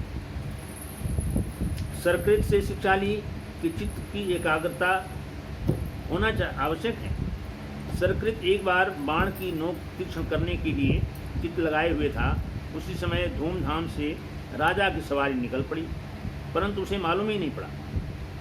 सर्प से शिक्षा ली कि रहने के लिए घर का निर्माण न करें, मुनि अकेला ही विचरण करें। मकड़ी से शिक्षा ली कि सृष्टि पालन और संहार में ईश्वर कैसे स्वतंत्र है। मकड़ी स्वयं जाल बनाती है और स्वयं ही उसमें नष्ट हो जाती है। भृंगी से शिक्षा ली कि किसी कीट को पकड़कर निरोध अवस्था में बंद कर देता है। भय के मारे उसी भृंगी का ध्यान करता हुआ उसी शरीर से उसका सारूप्य प्राप्त हो जाता है। ये देखना, सारूप्य प्राप्त कर लेता है। कपोत खाइएगा कपोत से गृह शक्ति का त्याग सीखा। मीन से रसाशक्ति का त्याग सीखा। हरिण से ग्राम्य गीत का त्याग वो सीखा। है। और कुमारी कंकड़ से सजाती योगी का त्याग सीखा। गज से स्पर्श शक्ति का त्याग सीखा। सर्प से गृह शक्ति का त्याग सीखा। पतंग से रूप शक्ति का त्याग सीखा। कुरर से प्रिय वस्तु का त्याग सीखा। इस तरह ये बताएं कि 24 गुरु हमने किया और उनसे ये शिक्षा है। इससे जीवन सुखमय, शांतिमय और भक्तिमय हो जाता है। भगवान श्री कृष्ण ने कहा कि हे उद्धव, ध्यान से सुनो। धारणा योग की पारगामी योगियों ने 18 प्रकार की सिद्धियाँ बताई हैं। उत्तम 8 सिद्धियाँ तो प्रधान रूप से मुझ में हैं ही रहती ही हैं, और 10 सिद्धियाँ सत्व गुण विकास से मिल जाती हैं। उनमें से 3 सिद्धियाँ तो शरीर की हैं, अणिमा, महिमा और लग्न। जैसे मन में जो विचार किया वही हो गया, छोटा विचार किया छोटा हो गया। भगवान हनुमान जी के पास थी अणिमा, लग्न और गरिमा। भगवान राम से जब मिले तो उन्होंने बताया कि प्रभु ये सिद्धियाँ हम लोगों को प्राप्त हैं, हम जब चाहें बड़े हो सकते हैं, जब चाहे छोटे हो सकते हैं, जब चाहें अपना रूप बदल सकते हैं।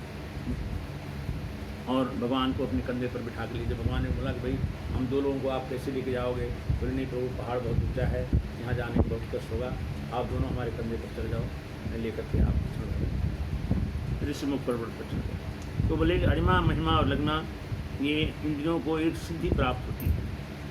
लौकिक और पारलौकिक पदार्थों की इच्छा अनुभव करने वाली सिद्धि प्राकाप्य है। माया और उसकी कार्यों की इच्छानुसार संचालित करने वाली सिद्धि ईशिता है। विषयों में रहकर भी उनमें आसक्त न होने वाली सिद्धि वशिता है। जिस सुख की कामना करें उसकी सीमा तक पहुंचाने वाली सिद्धि काम वसायिता है। सिद्धियां भगवान में स्वभाव से ही रहती हैं।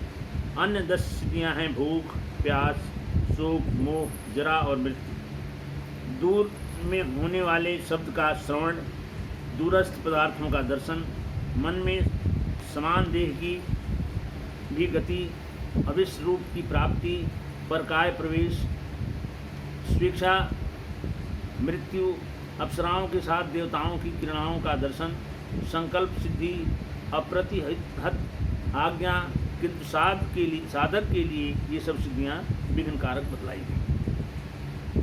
भगवान ने कहा उद्धव, मोक्ष साधन के मैंने 3 उपाय बताए हैं, ज्ञान, कर्म और भक्ति। इनके सिवा कोई साधन नहीं है। जो व्यक्ति कर्मों को दुखप्रद मान करके उनके फलों से विरक्त रहता है उसके लिए ज्ञान योग। जो फल की इच्छा रखते हैं इसके वास्तविक कर्मयोग हैं, जिनकी श्रद्धा मेरी कथा में उत्पन्न हो गई है और जो विरक्त नहीं हैं उनको सिद्धि देने वाली भक्ति योग की साधना है। जो लोग मेरे बताए हुए इन ज्ञान, भक्ति और कर्म मार्गों का आश्रय लेते हैं वे मेरे परम कल्याण स्वरूप धाम को प्राप्त होते हैं, क्योंकि वे परब्रह्म तत्व को जान लेते हैं। भगवान श्री कृष्ण ने कहा, उद्धव, मनुष्य सात्विक बुद्धि से अहंकार को त्याग करके मन सहित नित्य नैमित्तिक कर्म करे, उसे मुझ में ही अर्पण कर दे। मन सदा भक्ति में और भगवत भक्तों में लगा रहे। काशी, वृंदावन, द्वारका आदि पुण्य क्षेत्रों में निवास करे, भक्तों का पूजन सत्कार करे, उनसे मेरी कथाएं सुने, एकादशी का नियम पूर्वक व्रत रखे, मेरे मंदिरों में उत्सव में द्रव्य से सहायता करे, किसी प्राणी का मन या वाणी से कभी अनादर न करे।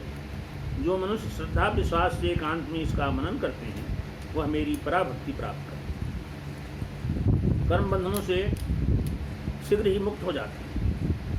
श्री सुखदेव जी कहते हैं कि भगवान श्री कृष्ण द्वारा इस अमृतमयी उपदेश का श्रवण करके उद्धव के नेत्रों में अश्रुधारा बह निकली। हाथ जोड़कर भगवान के चरण पकड़ लिए गिर पड़े। उद्धव जी ने कहा कि मेरा अज्ञान रूपी अंधकार सदा के लिए नष्ट हो गया। हे प्रभु, मैं आपके चरणों में बारंबार नमस्कार करता हूँ। इस प्रकार भगवान ने कहा, उद्धव, तुम बद्रिकाश्रम चले जाओ, वहाँ भागवत धर्म का आचरण करो। उद्धव जी भगवान की परिक्रमा करके बद्रिकाश्रम चले गए, उनकी आज्ञा अनुसार कार्य कर मुक्ति प्राप्त कर। बद्रिकाश्रम वही।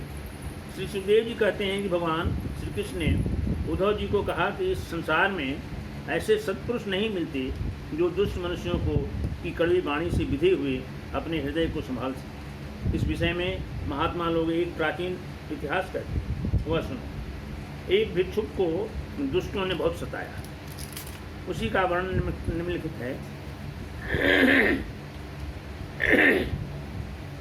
उज्जैन में एक ब्राह्मण रहता था। उसने खेती का व्यापार करके बहुत धन इकट्ठा किया। वह धन का लोभी अपने भाई बंधुओं आदि को कभी मीठी वाणी बोल कर खुश नहीं रखता था। इस कारण सभी लोग उसके दुश्मन हो गए थे। उसके कुछ धन को कुटुंबियों ने छीन लिया और कुछ चोर चुरा ले गए। उनका धन उसकी आंखों के सामने भ्रष्ट हो गया। उसने धन से धर्म कर्म भी नहीं कमाया और न भोग ही किया। इसलिए महापुरुष लोग कहते हैं धन की 3 गतियाँ हैं। एक, धन का सदुपयोग, उसको आप अपने सुख सुविधा के लिए प्रयोग करिए। पहला धन का उपयोग है दान, उसको किसी सत्कर्म में दान दीजिए। मंदिर, धर्मशालाएँ, बावड़ी, कुआं आदि बनवाइए। भूखे प्यासों के लिए सदाव्रत चलाइए, अस्पताल खुलवाइए। इस तरह के कार्यों में दान दीजिए। भगवान की भक्ति का प्रचार करने के लिए दान दीजिए। ये दान सर्वप्रथम धन का सदुपयोग। दूसरा सदुपयोग उसका बताया कि उसको अपने कार्यों में प्रयोग करो, अपने लिए रहने के लिए, खाने के लिए, पहनने के लिए, बच्चों के लिए, परिवार के लिए सुख सुविधा की व्यवस्था करो। ये धन का दूसरा उपयोग है, सदुपयोग। तीसरा बताया है कि जब ये सब नहीं करोगे तो उसका विनाश, तीसरी गति धन की विनाश है। विनाश होती है, शराब पियोगे, जुआ करोगे, गलत काम में जाओगे, पैसा खर्च होगा और अंत में तुम दुख को प्राप्त होकर के दुखी होगे, मृत्यु को प्राप्त होगे। तो बता रहे हैं कि धन को धर्म कर्म में खर्च करना चाहिए। उसने धन से धर्म कर्म नहीं कमाया और न भोग ही भोगे। यह देखकर वह बहुत ही दुखी सा रहता था और सोचता रहता था कि अब बुढ़ापे में कौन सा साधन करूं।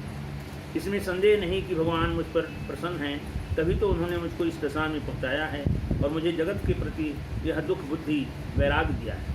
मैं शेष आयु में शरीर को तपस्या द्वारा सुखा दूंगा। विचार किया कि राजा खड़वांग ने भी 2 घड़ी में ही भगवान धाम को प्राप्त कर दिया। मैं भी अब भगवान का शरण लूँगा। भगवान ने कहा, उद्धव जी, उस ब्राह्मण ने मन ही मन इस प्रकार निश्चय किया करके कि मैं और मेरे मन की गांठ खोल, वह शांत होकर मौनी सन्यासी हो गया, मौन हो गया, बोलना बंद कर दिया। मौनी सन्यासी हो गया। वह भिक्षा के लिए नगर नगर गाँव में जाता था। वह भिक्षुक अवधूत बूढ़ा हो गया था। दुष्ट लोग उसको तंग करते थे। कोई भिक्षा पात्र छीन लेता था को कहते थे कि देखो स्त्री पुत्रों ने घर से निकाल दिया है और अब भीख मांगने का रोजगार अपना लिया है। दुष्ट लोग उसे बांध लेते थे और घरों में बंद कर देते थे, परंतु भिक्षुक के मन में कोई विकार नहीं होता था। वह समझता था कि मेरे पूर्व कर्मों का जन्म का फल है। ब्राह्मण कहता है कि मेरे सुख दुख का कारण कोई नहीं है, यह कर्म और काल आदि है। मन ही इन सारे संसार चक्र को चला रहा है। मन में विषयों के गुणों से संबंध रखने वाली वृत्तियों की सृष्टि की है। वृत्तियों के अनुसार सात्विक, राजस और तामस आदि कर्म होते हैं। कर्मों के अनुसार जीव को विविध गतियाँ प्राप्त होती हैं। कर्मों के साथ आसक्ति होने पर बंध जाता है। अपने धर्म का पालन करने से दान, नियम, वेदाध्ययन, सत्कर्म और ब्रह्मचर्य का अंतिम फल यही है कि मन एकाग्र हो जाए और भगवान में लग जाए। जिसका मन शांत है उसे दान आदि सत्कर्मों का फल प्राप्त हो जाता है। सभी इंद्रियां मन के बस में हैं। मन किसी भी इंद्रिय के बस में नहीं है। जो इसको अपने बस में कर लेता है वही देव इंद्रियों का विजेता हो जाता है। सचमुच मन बड़ा शत्रु है। साधारणतः मनुष्य की बुद्धि अंधी हो रही है। इस कारण मन कल्पित शरीर को मैं और मेरा मान लेता है। इसका परिणाम यह होता है कि वह अनंत अंधकार में ही भटकता रहता है। बड़े बड़े प्राचीन ऋषियों ने जो आश्रय ग्रहण किए हैं, मैं भी उन्हीं आश्रयों को ग्रहण करूँगा। भगवान के चरण कमलों की सेवा द्वारा अज्ञान सागर को पार कर लूँगा। भगवान श्री कृष्ण कहते हैं, उद्धव जी, उस ब्राह्मण का धन क्या नष्ट हुआ कि उसके सारे क्लेश दूर हो गए। अब वह संसार से विरक्ति प्राप्त कर लिया और संन्यास लेकर पृथ्वी पर विचर रहा था। दुष्टों ने उसे बहुत सताया, फिर भी अवधूत मन ही मन इस प्रकार का गीत गाया करता था। मनुष्य को कोई दूसरा सुख दुख देने वाला नहीं है, वह उसके चित्त का भ्रम मात्र है। इसलिए प्यारे उद्धव, अपनी वृत्तियों को मुझ में लगा तन्मय कर दो और इस प्रकार अपनी सारी शक्ति लगा करके मन को बस में कर लो और फिर मुझ में से ही नित्य युक्त होकर के स्थित हो जाओ। सारे योग साधन का इतना ही सार है। इस भिक्षुक का गीत एक ब्रह्म ज्ञान निष्ठा है। जो इसे सुनता है या सुनाता है वह कभी सुख दुख की द्वंद्वों में के बस में नहीं होता। श्री सुखदेव जी ने कहा, सारथी दारुक के चले जाने पर ब्रह्मा, शिव, पार्वती, इंद्र, लोकपाल, मारीची, ऋषि, मुनि, पितर, सिद्ध, गंधर्व, विद्याधर, नाग, चारण, यक्ष, राक्षस, किन्नर, अप्सराएं, गरुण लोक से पक्षी, मैत्रेय आदि ब्राह्मण भगवान श्री कृष्ण के परम धाम प्रस्थान को देखने उत्सुकता से वहाँ आए। वे सभी भगवान की लीला का गान और वर्णन कर रहे थे। विमानों से आकाश भर गया था और सब भक्ति से भगवान पर पुष्पों की वर्षा कर रहे थे। सर्वव्यापी भगवान श्री कृष्ण ने ब्रह्मा जी और अपने विभूत स्वरूप देवताओं को देखकर अपनी आत्मा को स्वरूप में स्थित कर लिया और कमल के समान नेत्र बंद करके शरीर से अपना धाम विमान द्वारा चले गए। उस समय स्वर्ग से नगाड़े बजने लगे और आकाश में पुष्पों की वर्षा होने लगी। भगवान श्री कृष्ण के पीछे पीछे इस संसार के सत्य, धर्म, धैर्य, कीर्ति और श्री देवी भी चली। सारथी द्वारिका में जाकर वसुदेव और उग्रसेन के समक्ष सारा समाचार सुनाया। सबके सब शोक से मूर्छित हो पृथ्वी पर गिर पड़े। कुछ देर बाद वसुदेव आदि सब परिवार के बंधु प्रभास क्षेत्र पहुँचे। देवकी, रोहिणी आदि स्त्रियां भी उनके पीछे पीछे जा पहुँची। रुक्मिणी आदि भगवान की स्त्रियां अग्नि में प्रविष्ट हो गईं।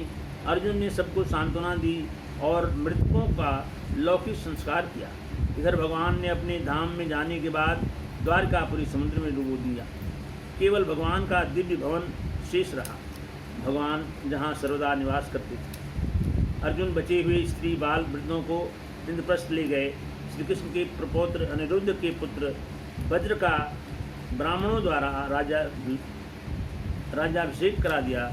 युधिष्ठिर, भीम आदि भी राज्य का भार परीक्षित को सौंप करके उत्तर दिशा में हिमालय पर चले गए। बोलिए वृंदावन बिहारी लाल की जय, आनंद कंद भगवान की जय।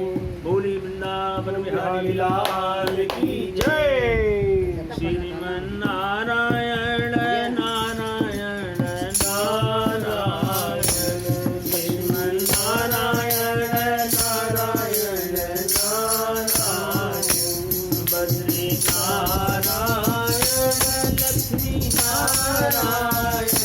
नारायण नारायण नारायण श्रीमन नारायण नारायण नारायण श्रीमन नारायण श्रीमन नारायण श्रीमन नारायण नारायण नारायण श्रीमन नारायण नारायण नारायण सरजू के तीर अयोध्या नगरी हो सरजू के तीर अयोध्या नगरी हो राम लखन अवतारायण श्रीमन नारायण नारायण नारायण श्रीमन नारायण नारायण नारायण श्रीमन नारायण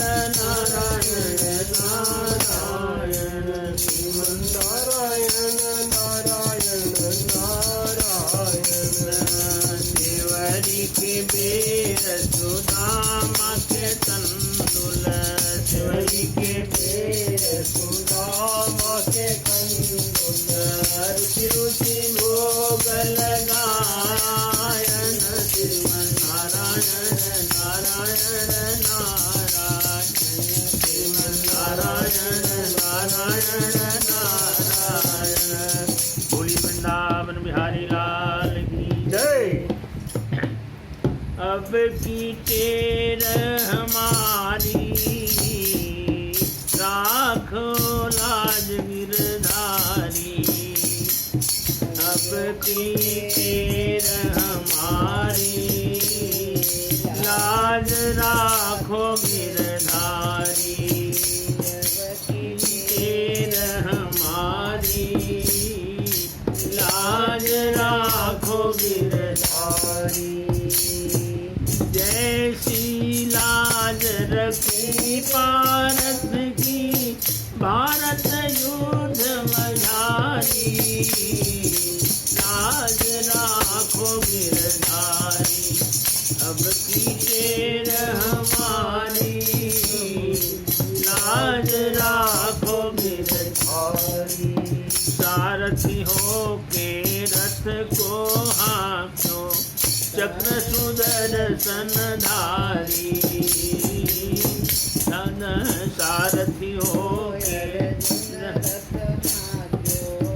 चक्र सुदर्शन धारी भगत की टेर नटारी प्रभु जी लाज राखो गिरधारी अब की टेर हमारी अब की टेर हमारी लाज राखो गिरधारी अब की टेर हमारी लाज राखो गिरधारी जैसे लाज रखी द्रौपदी की जैसे लाज रखी द्रौपदी की कौन नदी न उभारी लाज राखो गिरधारी अब की टेर हमारी लाज राखो गिरधारी खेचत खेचत दो भुज ठाके खेचत खेचत दो भुज ठाके दुशासन प्रतिहारी अब की टेर हमारी लाज राखो गिरधारी अब की टेर हमारी सूरदास की लाज राखो अब तीर बढ़ायो मुरारी लाज राखो गिरधारी अब की टेर हमारी लाज राखो गिरधारी सूरदास की लाज राखो सबकी हो रखवारी मोरी राखो गिरधारी। राधे राधे श्रीवर प्यारे, राधे राधे श्रीवर प्यारे, श्री विश्वभान दुलारी, लाज राखो गिरधारी। अब की देर हमारी, लाज राखो गिरधारी। शरण तक आयो तुम्हारी, शरण तक आयो तुम्हारी, लाज राखो गिरधारी। अब की देर हमारी, लाज राखो गिरधारी, अब लाज राखो गिरधारी। बोली वृंदावन बिहारी लाल की जय। हरे राम सारा बुलाए गई रे